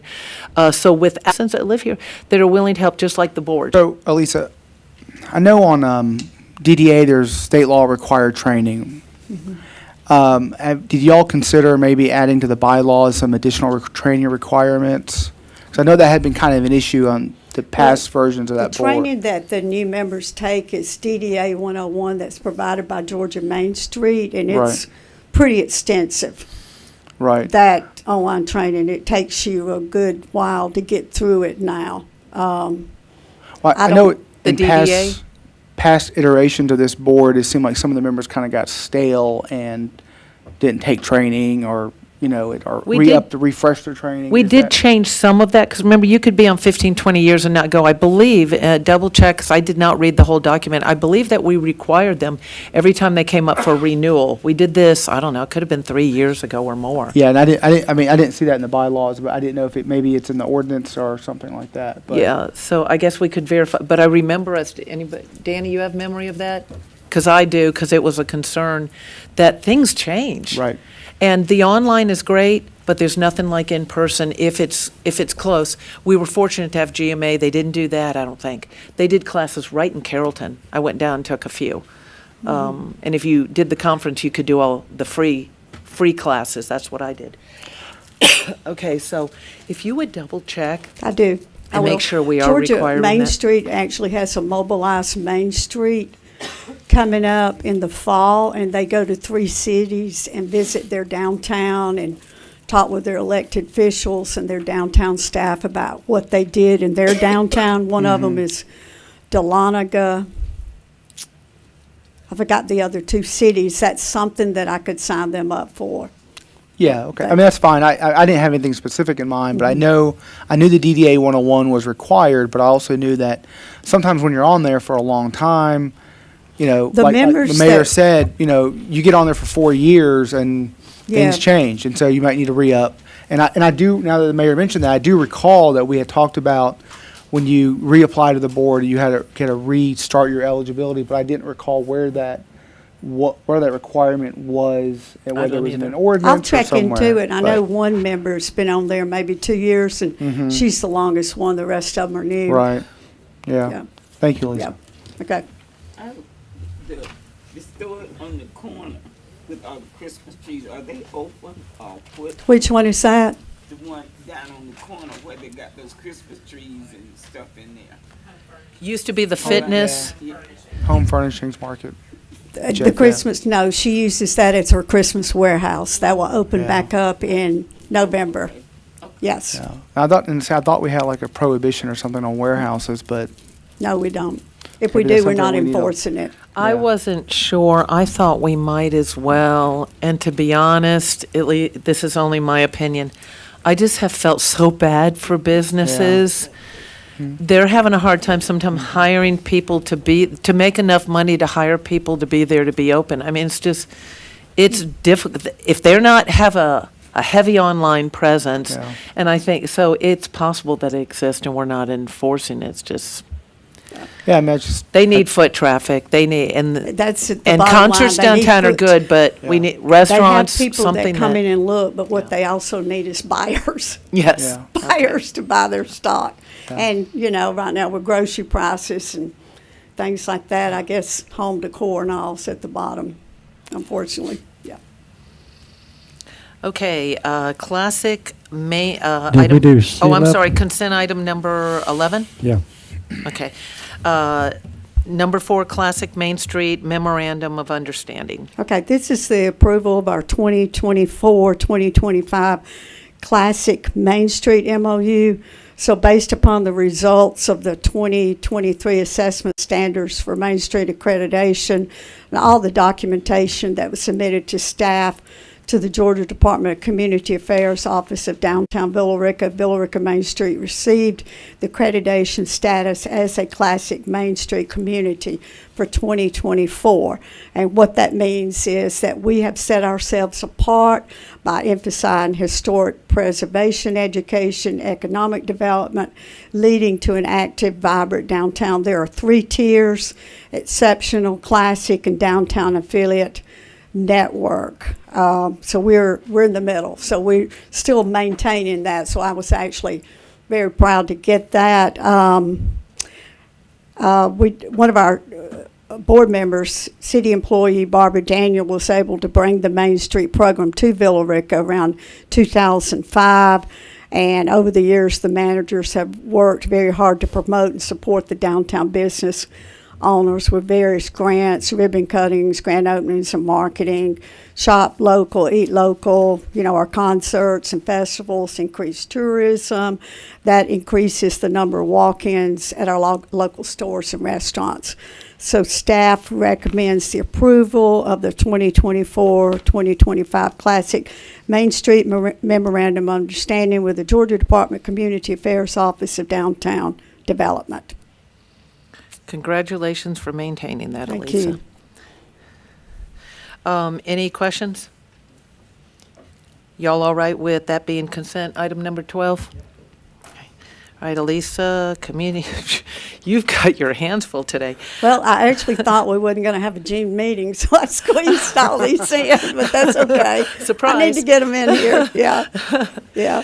Okay, community development grant application for Villa Rica Lions Club. Yeah, it's the Villa Rica Lions Club, and that's both clubs, Golden City and the Eden and Villa Rica Lions, have submitted their grant application request for $8,000 for the Seven Bridges Eagles Tribute Concert, fundraising concert that will be held at the Mill on Friday, September the 13th.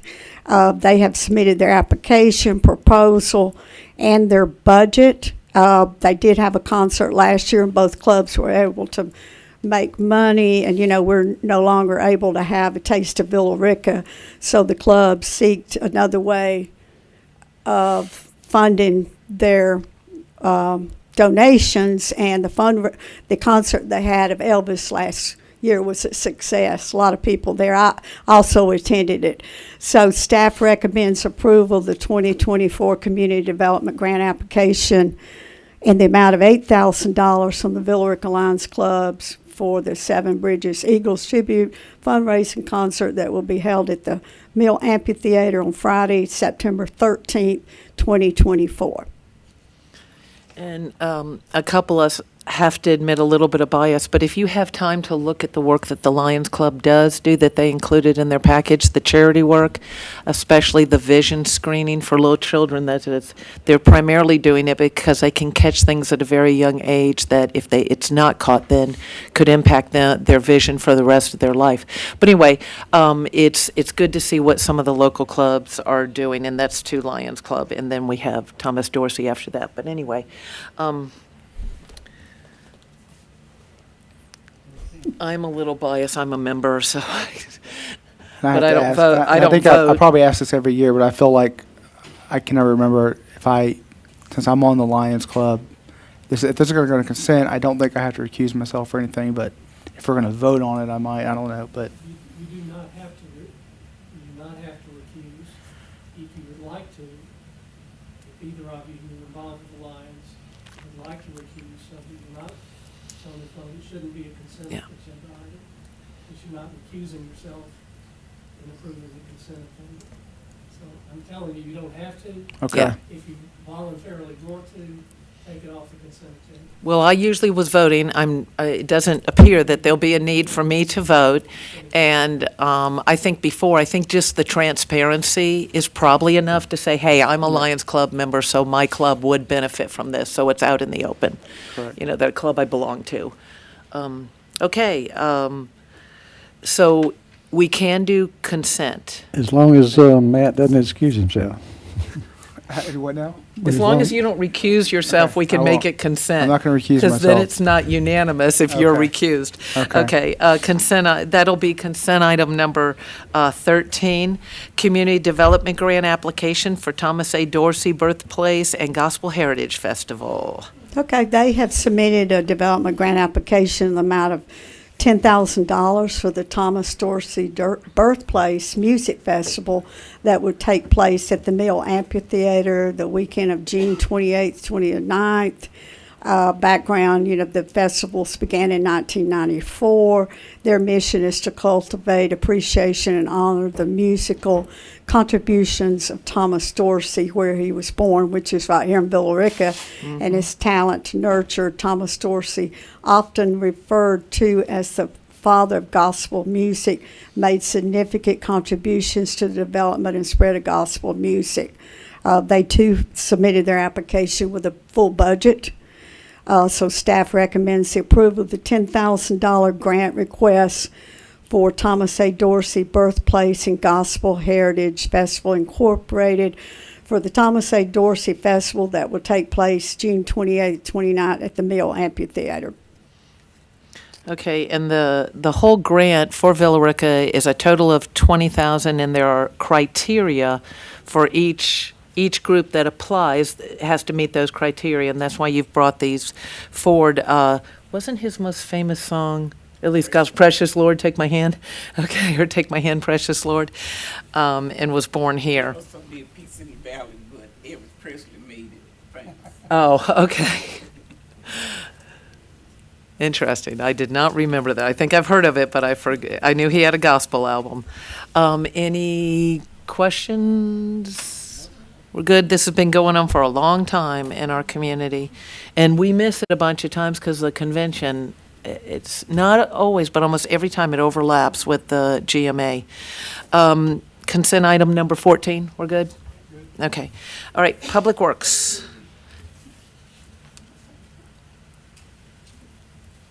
And it's not Hal Birch coming up. Chris? Not quite. I was going to say that item, the week, we moved that up to the top, but I still have the old agenda. Got it. Okay. Right. Good Yes, sir. afternoon, Mayor and Council. So I'm presenting to seek permission to sell a 2010 Ford E350 van. It currently belongs to Grounds Department, is in need of an engine, looking about $6,500 to replace it. Vehicle is worth about maybe $8,000 in good condition. So at this point, we don't feel it's makes sense to replace that engine. So at that point, we would just put it on Gov Deals. Any questions, concerns? Consent item number 15, Awesome. Thank you. as long as everybody's good.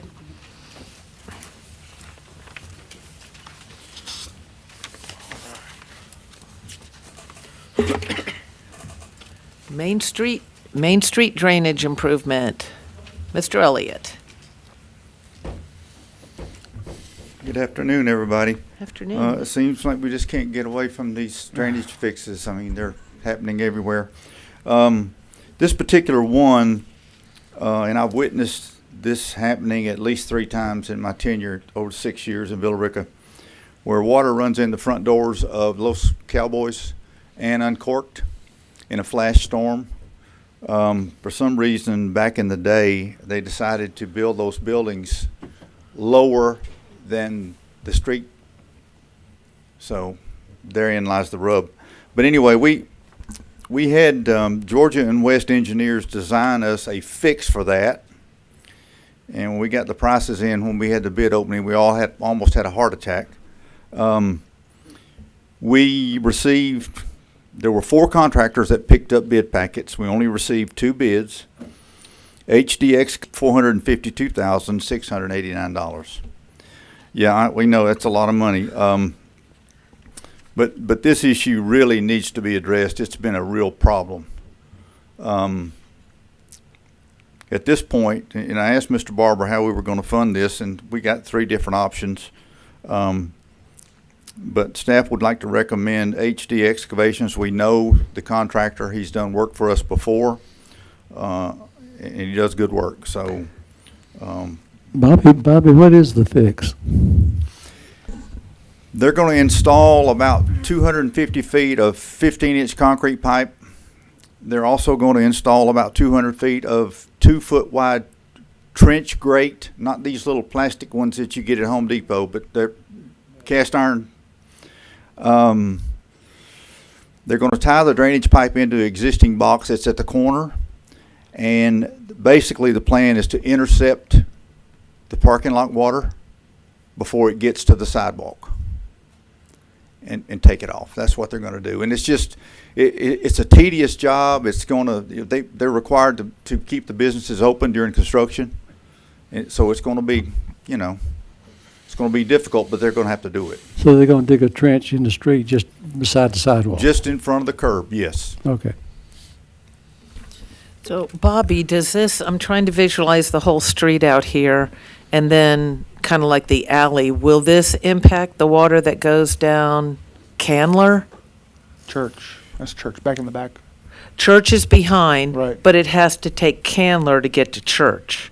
The alleyway? Yeah, okay, that's right. That side of county. The water will be emptied into a box at that corner before it goes down. At the corner of Temple Mhm. and Candler? Mhm. Okay. So otherwise it would be going down there. Mhm. So Well, it'll until be- that is fixed. It's going to be going it'll- anyway. It's just going to put it in a pipe, in a conduit to get it down there. Okay, all right. So, Bobby, I know that feels like maybe a couple of years ago now, we were talking about repaving this strip right here, and that got held up because of because of remediation done here. So I guess my question is this like a permanent fix then that would allow us to now go ahead and move forward with eventually repaving this road, or is this something that's just temporary and that may have to change when and if we repave it or something like that? Not to change the subject, but I'm glad you asked that question because I can shed some light on that. We just applied for some supplemental LMIC funding from GDOT. $263,000 in change that we've been approved to receive. And when you apply for LMIC funds, you have to list the projects that you're going to spend the money on. Mm-hmm. And repaving Main Street over top of this fix will be the permanent Okay. fix, and restriping everything on the parking spaces. That's what I included to get that money to spend it for. And that would be a permanent fix for the water issue that we've been Yes. dealing with. Okay. That's correct. What's the match on the LMIG grant? There's no match on these funds. No match, No okay. match. We like those.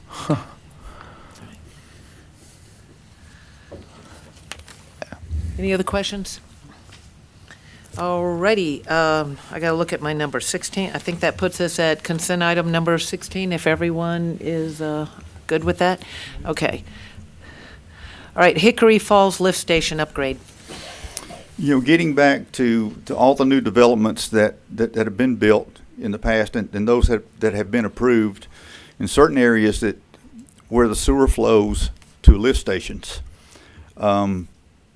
those stations need to be upgraded, basically due to undersized or age or things like that.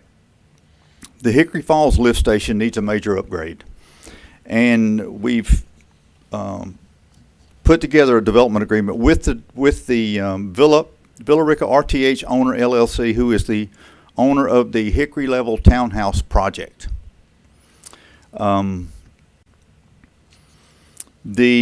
There's 110 units in that townhouse project. They're to contribute $177,760 toward the upgrade of that station. And how we do that is we determine what the upgrade needs to be, total dollar amount.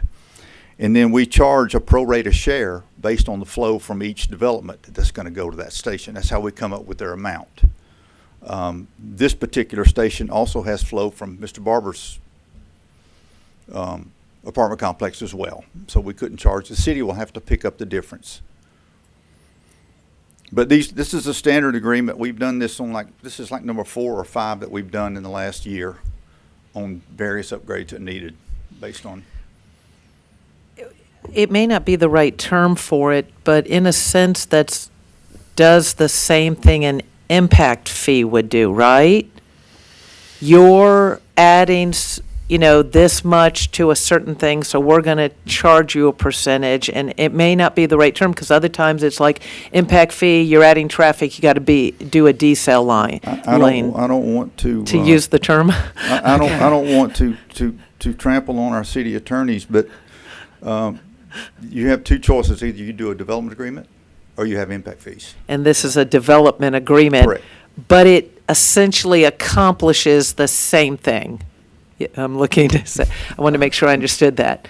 You're adding traffic, we need you to put in a decel lane. In some cases, you might need to put in a traffic light because you're adding enough traffic onto a main artery. Okay, so you figure out the percentage and you get it done. Okay. Okay, you could. Councilman Carter. This development agreement tells how much they have to contribute. How much is it going to cost us to do the upgrade? I can't remember the exact number, but that particular station is going to have to be pretty much completely rebuilt. Probably another $150,000. About the same amount as them, okay. Bobby, my only question is, the signature block on the last page has Mirror Lake Development Partners LLC and not the Villa Rica RTH, so I just wanted to bring that I knew to your attention. I knew I was going to overlook something. So I just wanted to make sure. But yeah, that'll be changed. All right, We'll change excellent. it. You can tell I've done several of these, and I just keep recycling, Change the words out for the different developer. Okay, so we can make this a consent item, yes? But the motion needs a change in wording? Mhm. Is that the only thing? Okay, Other than any the other signature questions? block, I don't think the motion. Well, needs the a- motion's word- fine. the wording's correct, but the signature block is And wrong on the last development. page of the development I see, agreement. I Yeah. see. Okay. Everybody good with making this consent 17? Okay. All right, utilities, Mr. Bain.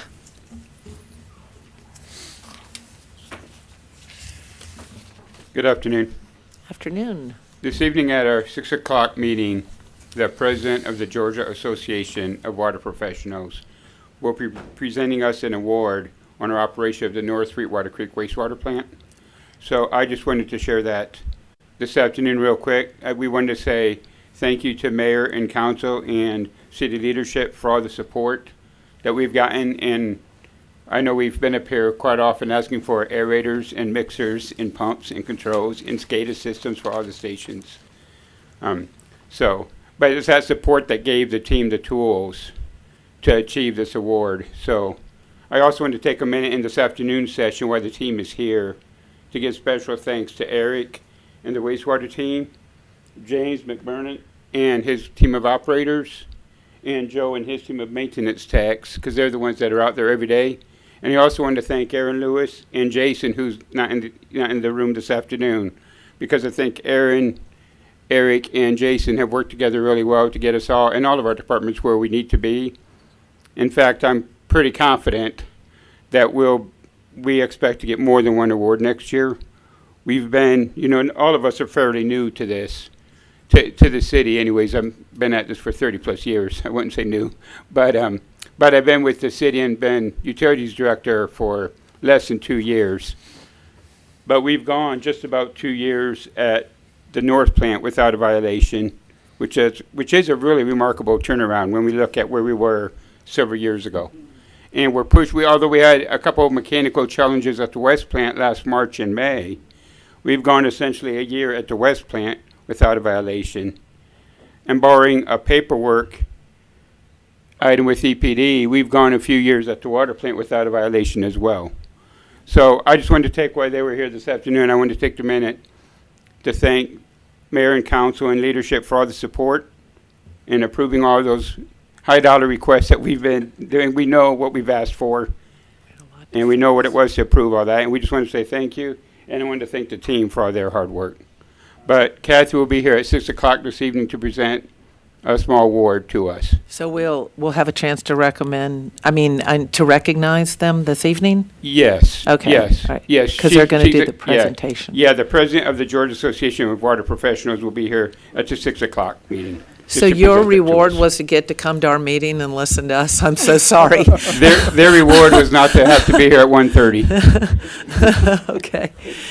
Yeah, or to maybe have upgrades now where you don't have to always go check it, because I know we spend a good amount of money on getting things so you can get alerted from afar and not have to run out at all hours of the night and everything, or sometime during the day. And of course, we gave them the opportunity to this evening to come, but I also wanted to, in case they were tied up this evening, they could come during their shift, because I wanted to acknowledge them.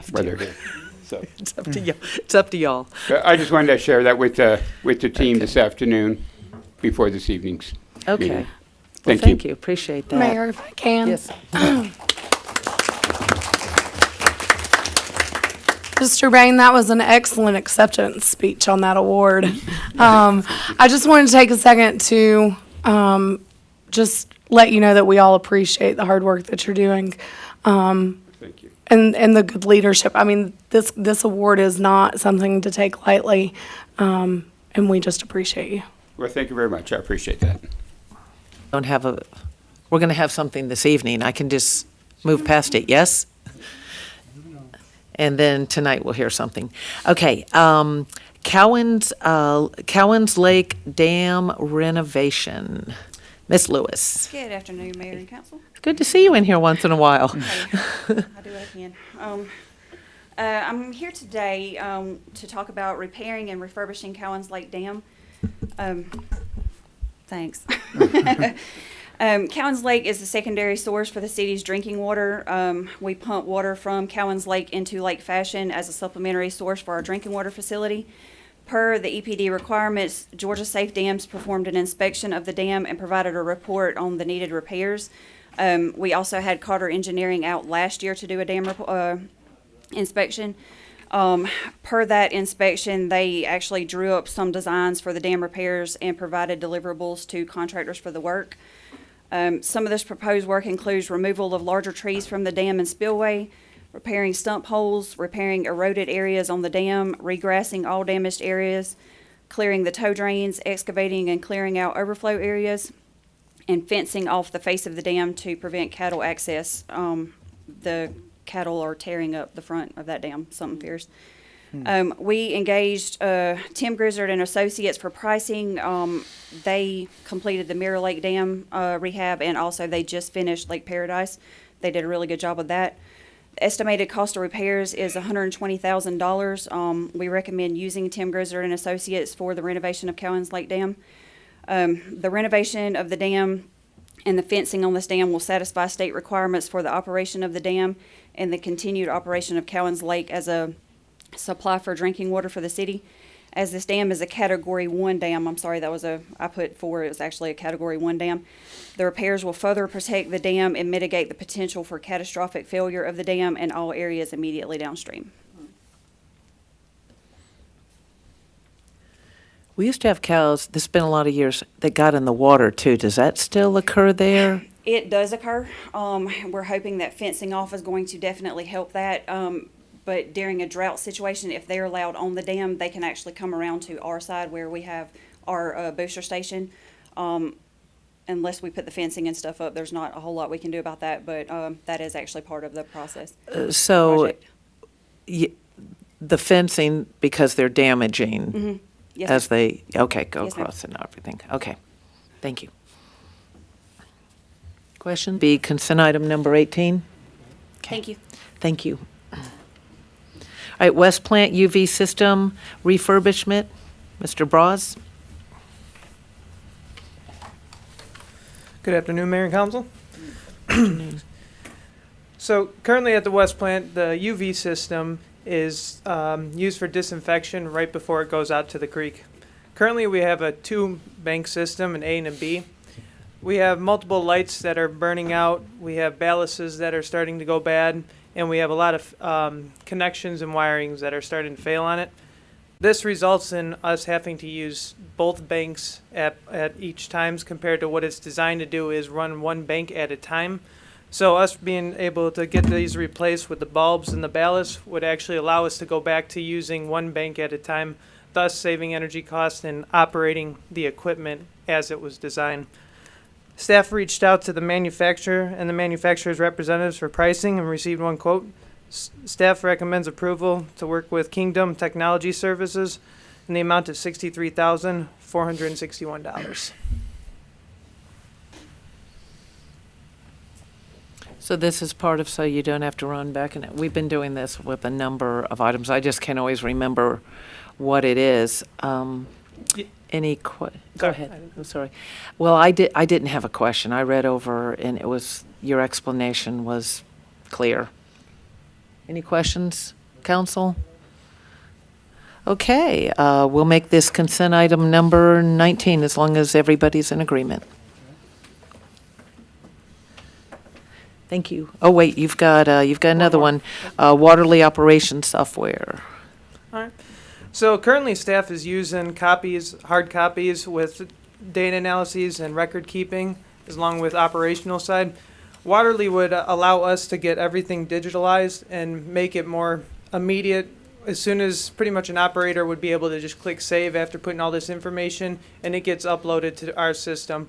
Currently, with them writing it on the hard copies, they're putting all the paperwork they're writing it onto the paper and then bringing it into our laboratory, and then we have to put it onto the computer. It's just a very repetitive and insufficient way.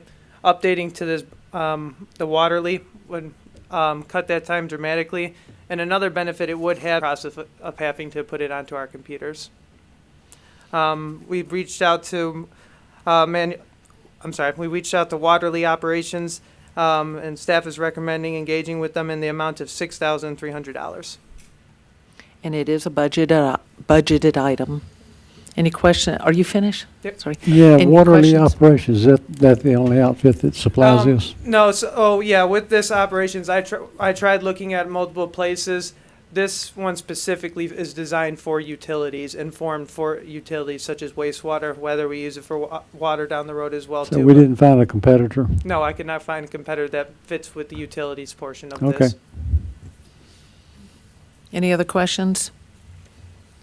Any objection to making this consent item number 20? Right, that's 20. Finance, Ms. Hallman?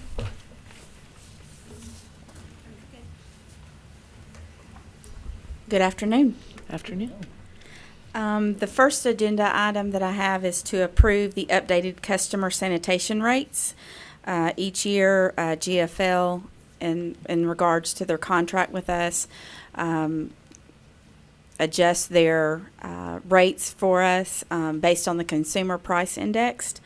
And it was 5.3% this year. So this would be accepting their 5.3% increase in their rates and us having to change our customer rates accordingly by the same percentage. So the first cart would go from what GFL would be charging us as $15.19 would go up 81 cents to an even $16. The second cart would go from $9.39, an increase of 50 cents to $9.89.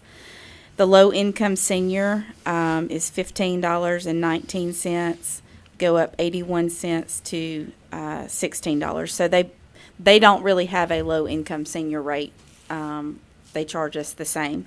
But we do, so to make that comparison, you can see that the first cart would go from $17.48 to $18.29. The second cart would go from $9.30, and this would be effective July 1st.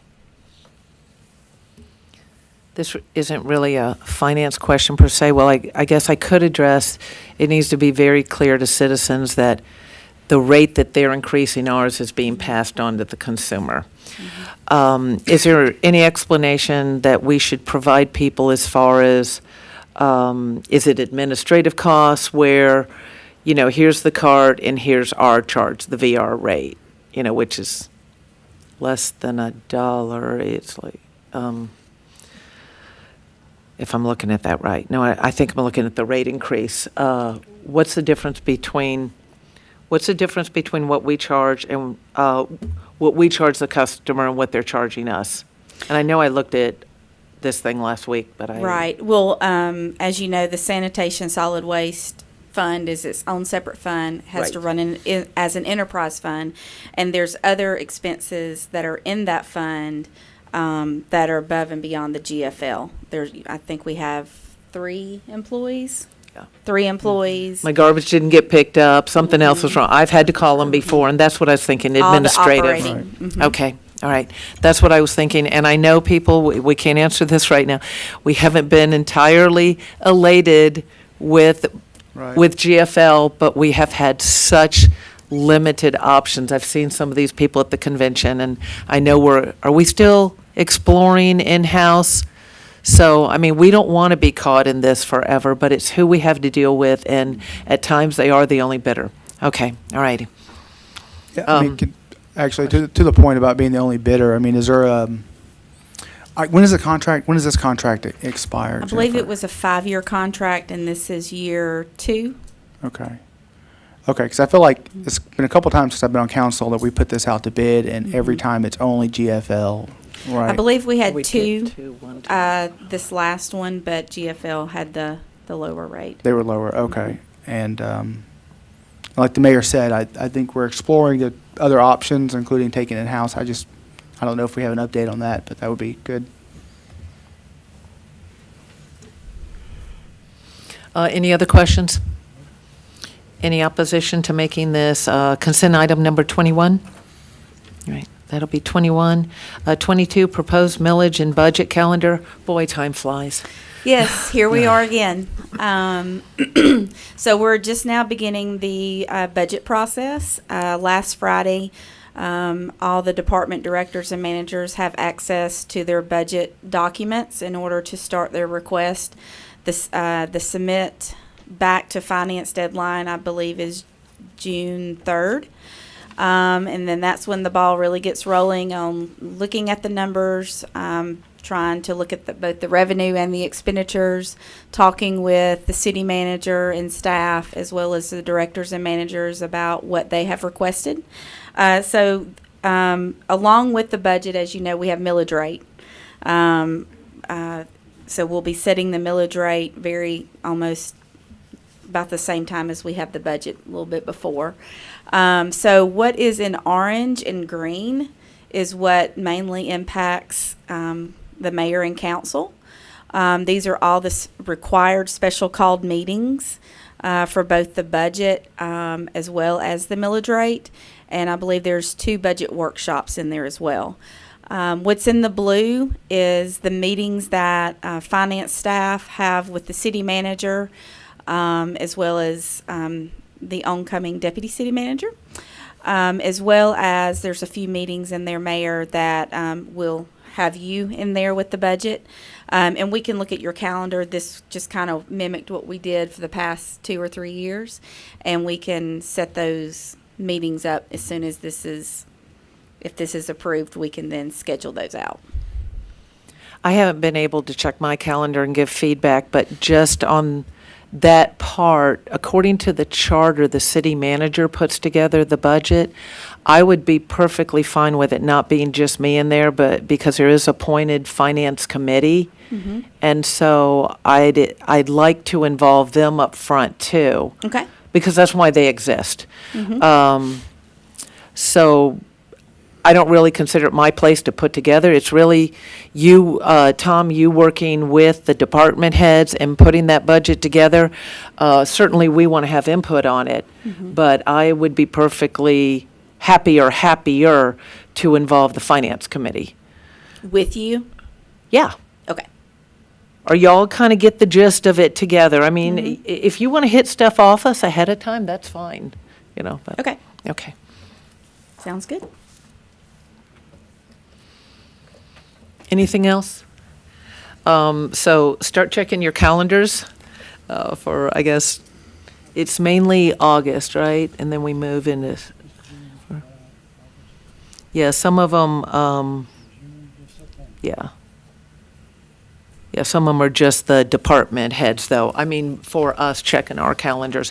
All right, consent item number 22. Everybody all right? Okay. All right, 22, budget amendments, item 3. Okay. The first one is the stormwater utility study. We had budgeted this expenditure in last year's budget, so because it was not completed or wasn't started until this year, it just rolled into fund balance. So this is just merely a housekeeping item of taking it out of fund balance and putting the funds into the expenditure line item. So when the bill is paid or as its progress billed, it has the budgeted funds. That's $135,000. The next is the agenda item that I have just brought before y'all regarding the GFL rate increase and customer rate increase for sanitation. Due to the GFL increase, we need to increase the disposal line item, expense line item, and also the revenue associated with that. My one screen have gone into Okay. buffering. No, that's why I have 2 screens. So I'm moving the other one up while that one decides what exactly it's doing besides buffering and moving things around. There it is. Any questions? This one's pretty simple. I told you, it's simple on the budget amendments this time. Sometimes we have a lot of them. Any opposition to this being consent 23? Okay. All right, city manager, Mr. Barber. Oh, it's under him, but Mr. Denny has item number 1. Well, actually, yeah. Same age, but better looking. Okay. Our Wikipedia page is the main source of information about the city that for residents and outsiders. It was created in October 2002 and has since been updated and expanded numerous times. And even though we have a vested interest in ensuring that correct information is in the article, we have never taken an active role in doing so. Many months ago, I was asked to update the Wikipedia entry, and I quickly found that it was a trickier job than I first thought. While anyone can theoretically edit a Wikipedia entry, the people who run the platform have very strict and structured rules as to how that's done. If we want to ensure that we present a consistent branding message about our city to those who use Wikipedia as a reference source, we need to know how to properly update and maintain our Wikipedia entry, and unfortunately that means we need someone to teach us. Finding a company that can do this has been surprisingly difficult. I've been at it for about 2 years now, and most of the companies I've researched have turned out to be problematic, with reputations that range from bad to terrible. But I have found two that I would recommend for the job. Both companies, Boatler Inc. and Elite Wiki Publishers, have submitted proposals that are consistent with the $7,500 allocated in the 2024 fiscal budget. I apologize that I did not include these fees on the cover sheet as I should have. Boatler has proposed a fee of $7,500 and Elite has proposed $6,500. While Elite offers a service that is $1,000 less, I believe that Boatler is that their proposal is superior. They are well established within the realm of Wikipedia, and they propose to teach us how to update our entry now and in the future, while monitoring the entry for rogue edits for 1 year. And finally, they believe that they can have our improved article online within 3 months, which fits the timeline of our new website rollout and larger branding mission. So for these reasons, staff recommends that the city accept the proposal by Boatler.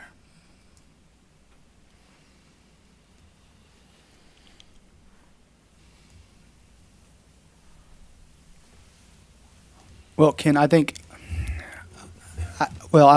you for explaining a little bit the background on why I guess the training. I think from my perspective, I just thought $7,500, we could probably use that somewhere else when it comes to communications. And I thought this was something that more or less we could maybe take some courses or learn how to do it. I'm not too keen on it, but maybe if there's some additional insight or questions about it, I'm not really in support of the expenditure for this. I don't disagree with you, Councilman. I mean, I was asked to do this, and I found out, as I said, it was a lot more difficult than I thought. Okay. So I just thought I'd reach out and find some experts that could do it. Right. Okay. So you said 2 years?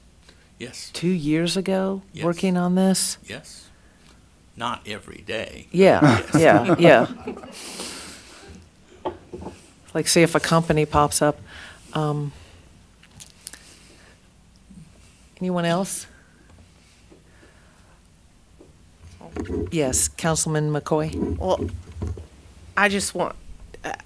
maybe I'm thinking to back in the day, but, Wikipedia was something everybody was like, oh, don't trust anyone can edit it. So I just find it kind of, I don't know, odd or ironic that there are people out there teaching you how to edit or that it's that complicated to edit. Does that make sense? It does kind of. I kind of look at it as, if you give a bunch of writers the job of writing a major motion picture franchise, the end result is going to be a major motion picture franchise flop. Right. There are just too many people who have access to the Wikipedia page, and if you don't have some kind of a focus or direction as to how it's going, then you're just asking for trouble. Our Wikipedia page has a lot of problems with it. It just doesn't flow very well, especially in the history section. Some of the citations that are used in there, I don't trust, even though I wrote one of the articles that's the basis of the citation.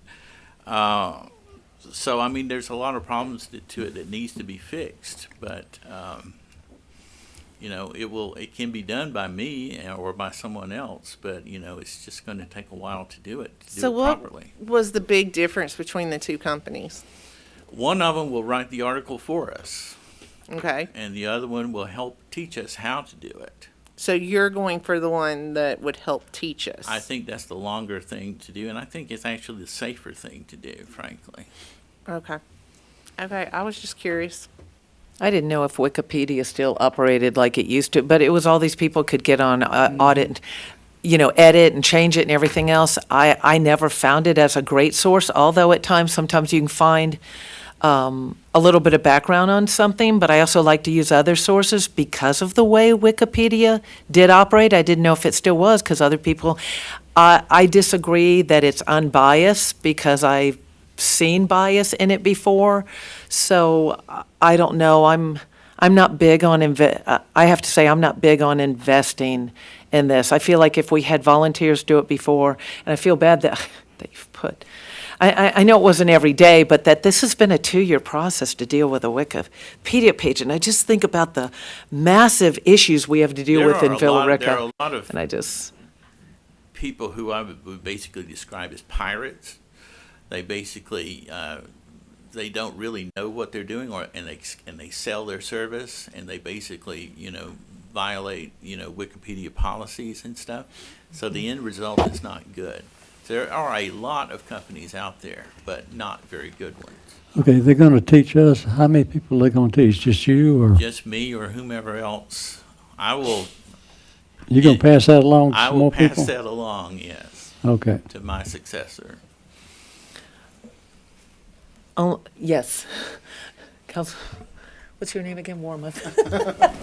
I'm sorry about that, Stephanie. Dan McCoy, Warmouth. So I mean, as a business owner, we've talked about this before. I'm very well aware of the importance of branding. What exactly is, and this is probably going to sound a little ignorant because, of course, this isn't something that my business would have anything to do with, but what is the benefit to this website? Because as Ms. McCoy mentioned, this was always something that we were taught not to cite when we were doing our research papers. So Well, things have changed, unfortunately, or I'm not that old. No, you're not. It turns out that, it is the foundational source that many people use right away to research information about the city. If you're an investor, if you want to know something about the demographics of the city, the climate, if you're thinking about relocating here for whatever reason, that's where you look for. Now, that information does not come from the city. That comes from the many army of volunteers that do those edits. But I don't know that that information is accurate. I'm into the volunteer army that does the edits. So normally it would just be somebody within the, is it a company? No, it's individuals, people all outside who have specific areas of information. And what you do is you cite it just like a term paper, but the sources of information that you use are only as, not necessarily good. A lot of the things that are sourced are our own publications, for example. Right. Come right from the website or from other articles. Right. So is the is the problem just logging, again, I know I sound ignorant because I don't know how this works exactly, but is it just something that, what we're needing help with is logging into this to change? No, we can make the changes. I just want to make sure that it's done properly. I don't want to get anything that we put in to be kicked out, and I don't want any rogue edits to come in that would, change our messaging, for example. $7,500 just seems like a lot. I think we have a lot of very capable staff that could write up what needs to be written for this. Well, I would be the one that would be writing that. And I think you're plenty capable. That's what I'm I saying. was going to say, Well, I thank you. think we have an old newspaper man on staff that can help. I appreciate that. I just want to make sure that what I put in stays in. Right. So it needs regular monitoring, but does this service monitor it too and Yes. say, and how long does the term of That's that? for 1 year, yes. And so that would need to be renewed for an additional $7,500 or? That's something that I haven't got Yeah. to yet. Okay. Yes. Yes. Wikipedia itself, I'm sorry.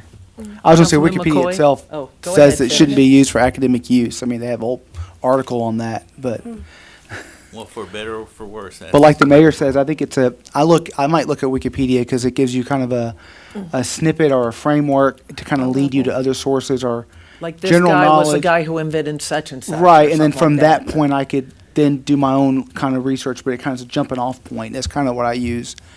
Okay, this is the person's name I need to be looking in because he invented, Advil or something. Okay, now let me go into separate individual sources about Advil. Right. Or whatever it may be. I don't know. But. Councilman McCoy? Thank you. I lost my train of thought.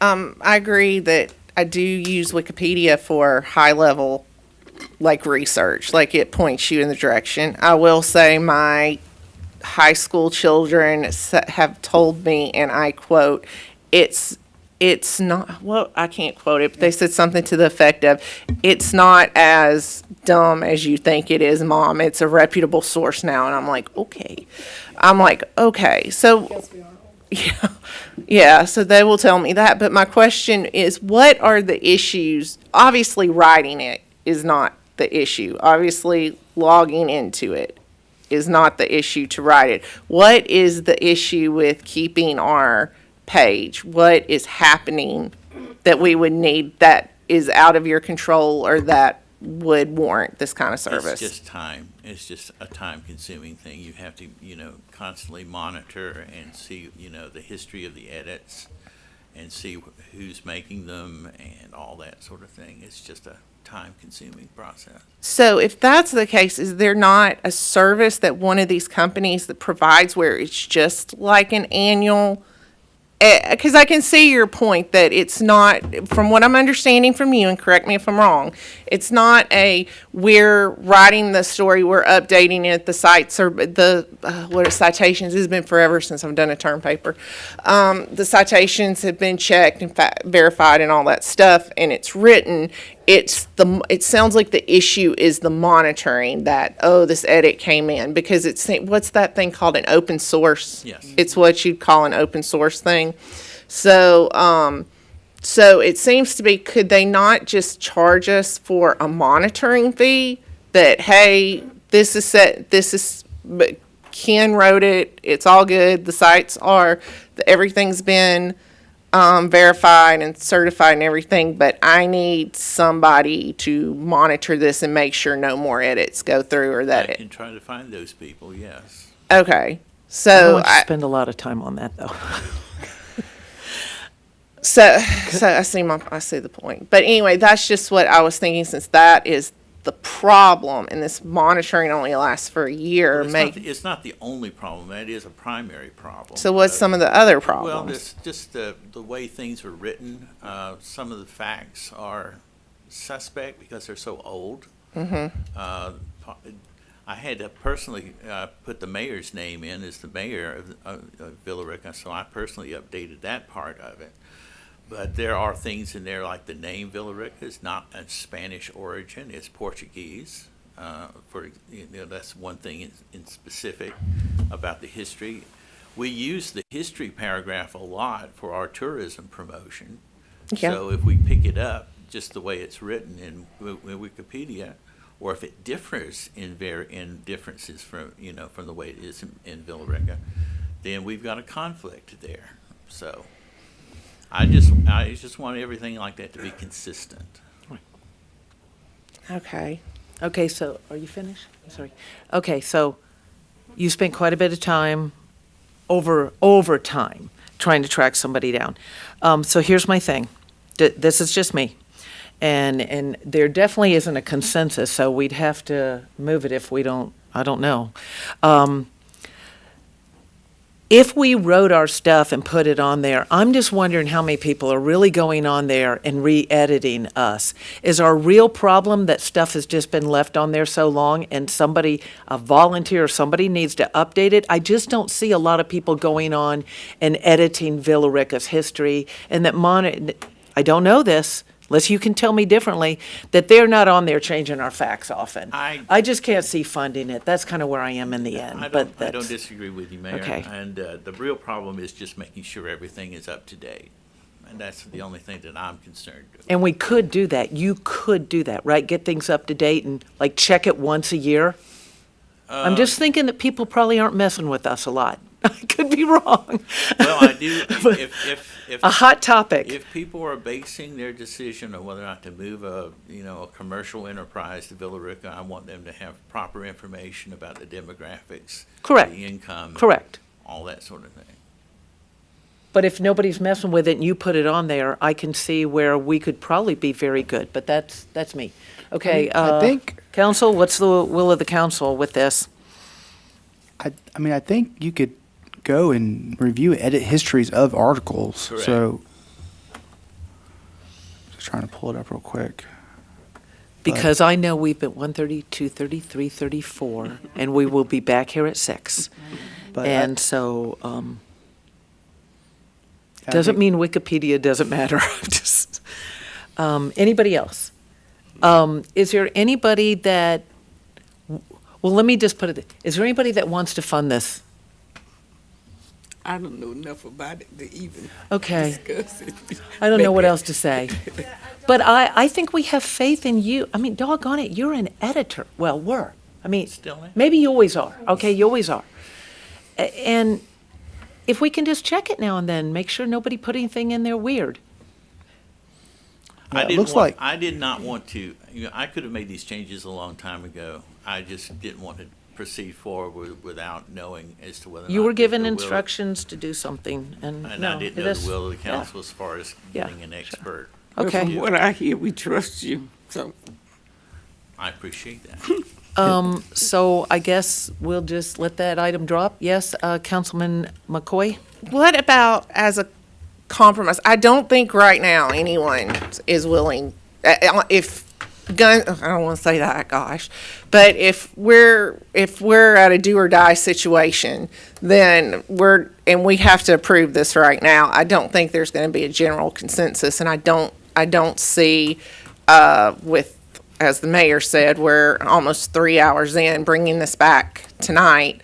But is there a way, like, maybe if we can revisit it and we get some more information from you, then, because I think from what I'm hearing from, like, and I'm sorry for using first names, but it's so much easier. So Stephanie and Shirley is that, and myself included, is that if we get a little more information, then I don't know, we might be able to work something. Because, and I'm looking at it from the money standpoint that, okay, is this going to take 2 more years of your time to do that? And then maybe it's worth paying $7,500, but maybe it's not. So I'm okay. I just would like more information to make a sound decision. I'm not 100% against it, but I hate using the phrase "a gun to my head" because I had my whole old Yeller thing or whatever, and but I just don't want to do it right now. I just don't know right now. Well, the main thing I've learned in 2 years is that it's harder to do than I thought it would be. Okay.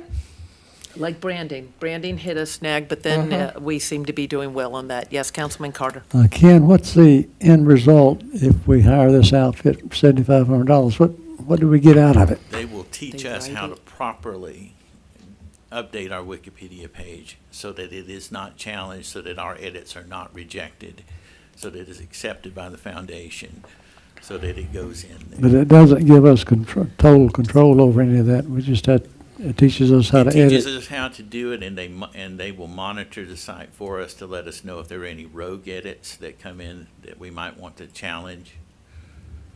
Councilman Carter reminded me of something. I don't mean to keep belaboring this because I think we kind of know where we're going on this, but does Wikipedia, like Google, I mean, Google has like certain certified reviewers or editors and stuff like that where they're kind of trusted when it comes to Yes. certain things. Does Wikipedia have a framework like that? And That's exactly how it works, yes. Okay, and so you go to this training and you would get certified or something like that, so that way your edits would, if someone tries to edit your work, it would have that attempted edit would have higher scrutiny, or, I mean, how does it add a layer of protection, I guess? I think that is, I will have to check my previous notes on this, but I believe that's how it would work, yes. Okay. Councilman Warmoth?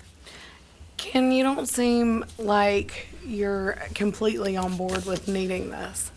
Am I wrong? No, I do think that we need to do it. I think that we need to have a consistent message. I think that it needs to be up to date. I mean, I think that this is something that needs to be done. Right. I agree with the up-to-date. Right. But it needs to be updated. And I agree. I think that we definitely need some more information before making any kind of decision. And we won't torment you and Yeah. make you stand Yeah. up here. You can just send an Yeah. email, say, this is what I found out, seriously. You know. Okay? Okay. Questions? You're released. All right. Do we leave this on the agenda and then table it tonight, or what? Do we have to? So it's a work, we don't have to. Okay, all right. Item 2, under City Manager, track realignment, Pine Mountain Gold Museum, Wesley Berninger. Mr. Berninger. Keeping your volunteers under control out there, out of season? Such as we can. I make no promises. It's been a long time since I've been up here to talk to you guys. Didn't you have a beard? I'm What sorry. happened to your beard? Oh yeah, I did. We haven't seen you in so long. I always call it the Outback. That's right. You're way out there at the museum, in the mountain. So I'm sure all of you are aware of the issues that we've been having with the train. It's kind of a ongoing annual maintenance thing that we do. What we discovered was that part of the alignment of the track was playing into the maintenance trouble that we're having with the train. So we actually had some people come out that do this professionally. It's everything we know about the train we've learned kind of by doing. They actually looked at it and immediately came up with several things that were actually impacting the train and driving up our costs in terms of spare parts and maintenance and everything else. So this track realignment will fix what has been when the track was initially installed, it was not built the way it should have been for the size of the train that we have. And the radius of the first turn is too tight. There's an S-shaped curve just after that. And basically what's happening is like giant sandpaper. Every time the train goes through these curves, it's peeling off a little piece of metal every single time. And then we come back every year and we have to replace brakes, we have to replace wheels, and the price of these parts and components is only going up. So in order to mitigate that, the parts are going to wear. I'm not saying they're going to last forever, but instead of buying parts every year, even if they lasted 2 years, that's still a net gain in terms of overall budget. So the total amount of this project is $91,250. It will also include them removing all of the things that can't be recycled, but also the installation of a brand new frog. So the original frog that's out there has a piece of metal inside it. As the train goes through it, it beats into those wheels every single time, over and over and over again. And we are doing more events, we're doing more school groups, we're doing longer events, and the more we use the train, the more that metal is just beating itself to pieces. What is a frog? So the frog allows you to go from the siding, which goes into the barn. It changes so you can go to the different track. Yeah. Yet another one of those phrases we learned by doing, right? So they will actually have this professionally fabricated, and it's going to eliminate one of the single biggest issues causing damage in the wheels. So I do want to say for the record that the maintenance work that went into the train since January, amazing. So the guys over there at Vehicle Maintenance have done an amazing job getting us back to where we need to be, but this will help us push that a little bit further down the line in terms of what we're going to get out of the parts, out of the wheels and things like that. So it's our recommendation that we go ahead and fund this. We would always wear out the brakes as it descended. Absolutely right. But until you had this, I didn't know about all the problems with the S and wearing off. So, and I can imagine it cost a whole lot of money because there are across the country. I don't imagine there's just a ton of little miniature trains. Well, They're a specialized item. There are, but what is happening is they're going away from the models that we have and going to electric units, which are price prohibitive for us. We don't need to have that kind of discussion right now. But yeah, as It looks like this is funded through the Douglas County SPOS. It is, and so the way that the SPOS is structured, that money has to be spent in our park. Right, Okay. it has to be on the Douglas County Has to be side. on the Douglas County side, so that money can't be spent in any of the other parks. And I believe there's even a section on the Douglas County SPOS where there's certain buckets for things, so parks and Correct. everything's not all in the same bucket. Correct. So, okay. It's not like this would be taking I'm money fine. from a Any other fire station or questions? something. Anybody? Good. Can we make this consent item number 24? Any objections? Nope. Okay. Thank you, Wesley. Thank you. I know I'm trying to work on last name, but I'm just so used to Wesley. I was gonna be a Wesley, but then I was born and they figured out that name wasn't gonna work, so it turned into Leslie. But I'll always remember. That's a cute story. It happens that way sometimes, especially back then when they didn't have all those ultrasounds. Okay, number 3, Georgia Power Lighting Agreement for the Villa Rica Parkway. This is for the part that's already built. We have already brought to council one agreement with Georgia Power for lighting.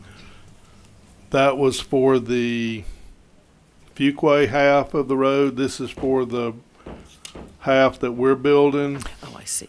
This is going to give us underground power and the capital so that we have a reduced monthly expense. It's still expensive. It's still $500 a month. It seems like a lot for just one road, but we do that all over the city. So this is to get us on their schedule so that as we get this second half of the road built, that we can get lights on it. Didn't we save a lot of money at one time Yes. by the way we paid for lighting? I'm Yes. thinking it was maybe downtown. Refresh our memory on that. Right. What was it? Was it that we did it up front rather than? Well, we found out that we didn't do it up front back in the 90s, and we've been paying for it ever since. Okay. So we've been doing it ever since. So this is on the section that's not built yet, but we Right. need to do it now because? Get on their schedule and we'll lock the price in. Yep, and then we'll have underground power installed as it gets built.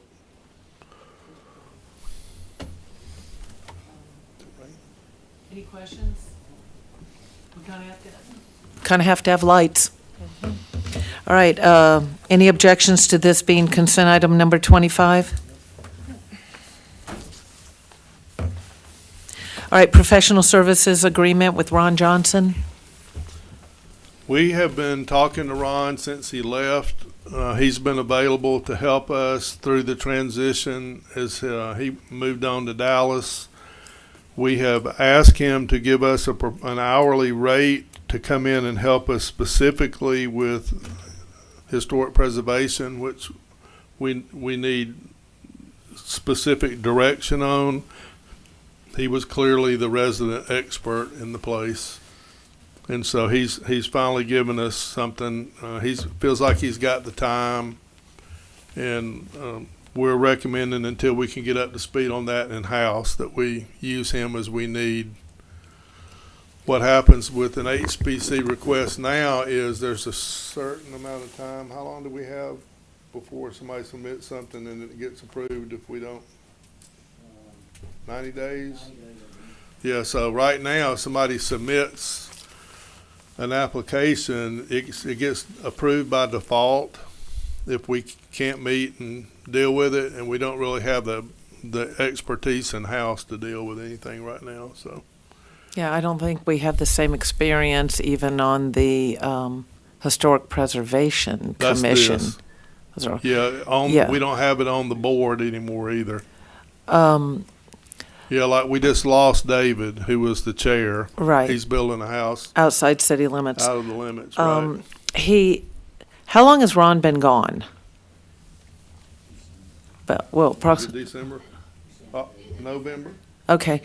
So End of the year.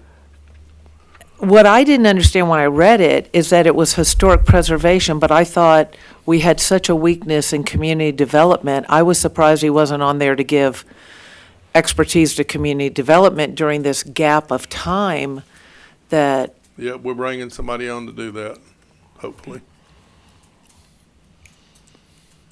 But we didn't get him sooner. Did he offer his services any sooner? Because we've been so challenged Yeah, there. he's offered to work here, but we couldn't get him to give us a proposal for what we wanted until this last Okay. budget. This last meeting cycle. How many hours you think we'll be using him? Not much. Not much. No, Okay. I mean we don't get HPC applications very often. Good. You Okay. know? I hope we start getting them a little bit more often, which will mean there's activity downtown, other than a Yep. mattress store, something like that. Yep. Or a warehouse. Yep. Or a warehouse. Yeah. Anything else? Any objections to consent item number 26? Ms. Bean? Okay. Right-of-way services with BM&K. All right. If you remember BM&K's name, they are the company that we hired years ago to design the improvements to Anderson Cleghorn.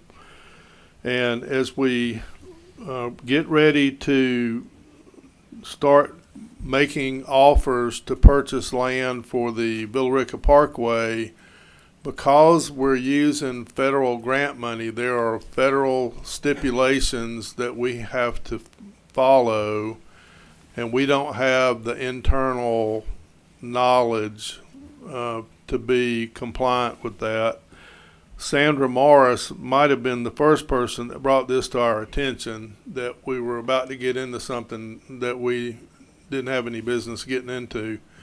And so we reached out to BM&K. They have staff people that do this all the time, and they are ready to come in and help us. We're not far from having the appraisals complete so that we can start making offers. We have a meeting scheduled already with the property owners for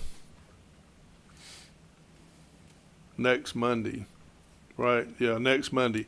So if you approve this tonight, BM&K will get started Monday night, and we'll meet with property owners. There's maybe there's 5 that we're buying, but others that we're doing easements with.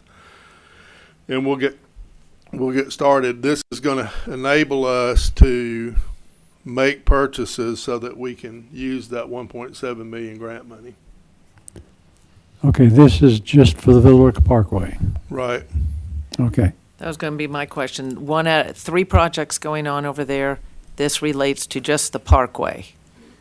Yeah, the third project doesn't have any right-of-way acquisition, and the Fuquay half of the Rica Parkway doesn't. So Fuquay gave us that land.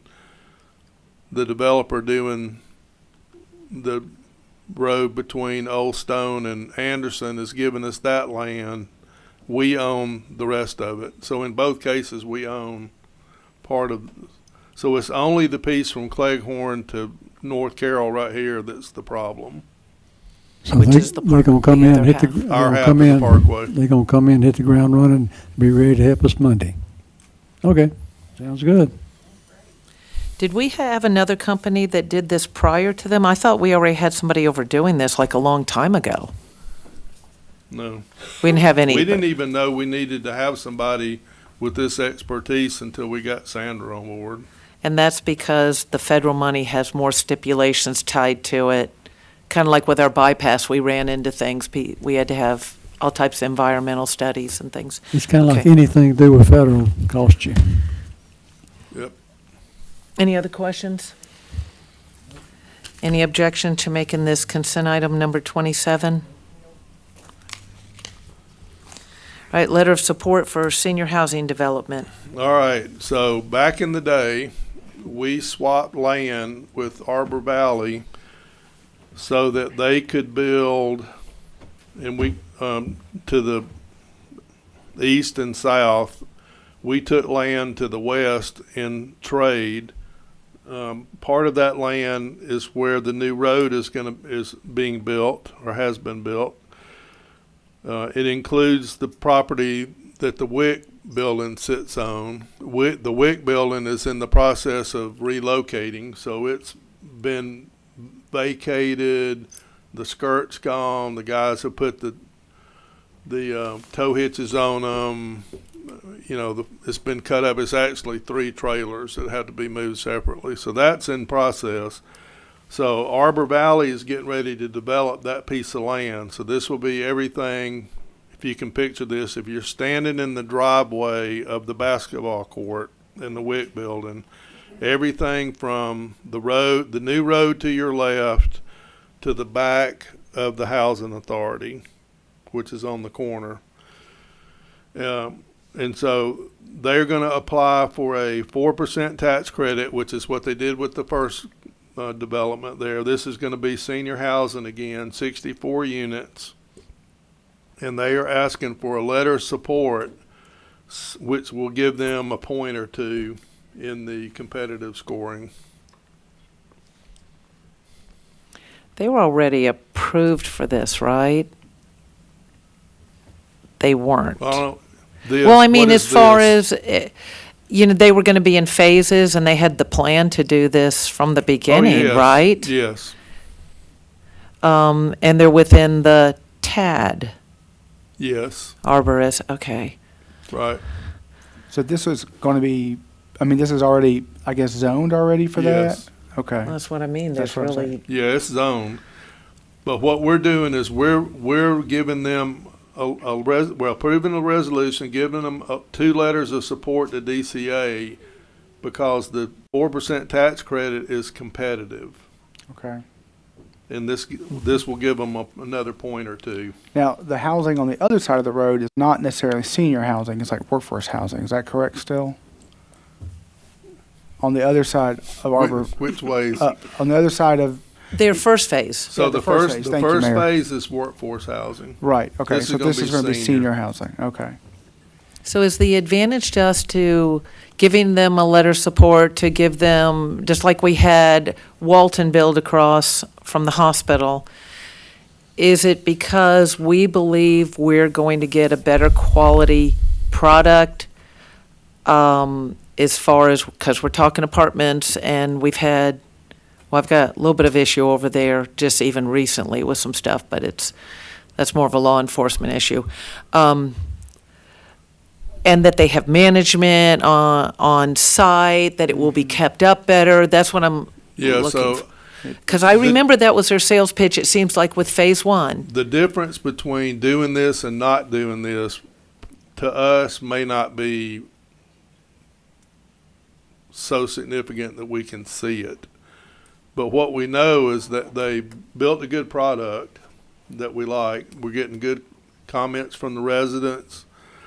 And we need more senior housing. We need it all through the city, not just here. And 64 units is going to help, but it's just a drop in the bucket. I mean, when you think about And how many folks are in the city that are getting into that senior housing need. And theoretically, it's senior housing, so no push on schools for children, et cetera. Right. Yes, we have a lack of housing. They can do this. I've got a big issue right now with more seniors getting into rental situations because of what I'm seeing in every senior development that we have in the city with the prices. But some people don't have a choice. But I'm discouraging seniors from selling their home and getting in a rental situation. In their latter years, it's disastrous all around the city. They're having to move back home. They're struggling to make ends meet or trying to find, get in with someone else. They just had no way. And in some cases, the management is bad, and they just have no control over their life in some ways anymore. But nothing we can do about that. I mean, if they've got the clientele that can come in and pay for it, I don't know what they're going to be charging for rent, but it's getting really tough. It's tough on everybody right now. It's just that seniors never are going to make more money in most cases. It's usually very fixed. Yes, who had their hand up there? Councilwoman Warmoth. I mean, exactly what you just said. My concern is where the rent is going to be on these senior houses. I mean, I know some of these seniors are being run out of their homes because of what the cost of what the rent is for that. I'm sorry. So, I mean, that's where my concern is with adding any kind of senior housing, because we're not taking, not we, but they're not taking into consideration that our seniors are on a fixed income here. And when you've got over $1,000 for a rental for the seniors, it's just not affordable for them. Yeah, this is not a charity. This is a business. No, and we I- don't have any charities that are running. I'm senior guessing they housing. do their No, data, I understand. because I can't imagine them building it to have it empty. So whatever formula they use for checking the market, they have to assume they've got them coming, or they wouldn't build it, because nobody builds it to lose money. I just don't know how they're going to And do I it. mean- Just like we have the Golden Girls thing down there. We have quite a bit of senior housing coming in. We have over I think- off We're of trying to. Pumpkin Town I mean, I Road. think if we have concerns about the amount they're charging, I mean, more competition is going to actually hopefully deflate the prices, not inflate the prices, though. I mean, I know we don't have, as a government entity, we don't have rent controls or price controls on what they want to charge, but. We don't want to. We don't want to do that at all. So, but we do know that if we, if we have more senior housing options for people, then they're going to be more competitive, and hopefully they're going to be more cost effective for the customers, clientele. So. And we're not in charge, I realize, a government entity. Usually when the government tries to get in and be an expert on the market, we don't usually do real well. Right. But I do hope that more seniors will make the decision when they sell their home I would love to see smaller cottages around town where they actually own it. They don't have all the maintenance of the yard and all the things they don't want to do anymore, but they also aren't subject to predatory renting. And that's And it's not always predatory, but it certainly can be. That's exactly where my point was, Right. I would absolutely be in favor of smaller housing for seniors so that they could own and not rent. I would be in favor of that. I am concerned about additional rentals for seniors for multiple reasons. Well, because of what we're seeing. We're just seeing it all over. Okay, well, it's a letter of support. They think they have the clientele, or they wouldn't build it. Consent item 28. All right. Okay, that's 28. We're going to open up for public comment. If you'd state your name and address, I don't have a sign-in sheet, so, yeah, there's no one. Or they didn't sign in. Anybody for public comment? Any staff for public comment? Make the meeting shorter, please. Okay. All right, then we'll close public comment. Since we're in the work session, David, and I don't have my little cheat sheet here on executive session, we will be moving into executive session. We won't be adjourning at any time because we didn't adjourn in. It's a work session. So do we just need to read off the reason why we're meeting? Yes. You want me to read those all? Yes, please. You are planning to go into executive session for a meeting to discuss or vote. Oh, I'm sorry, you need them, yeah.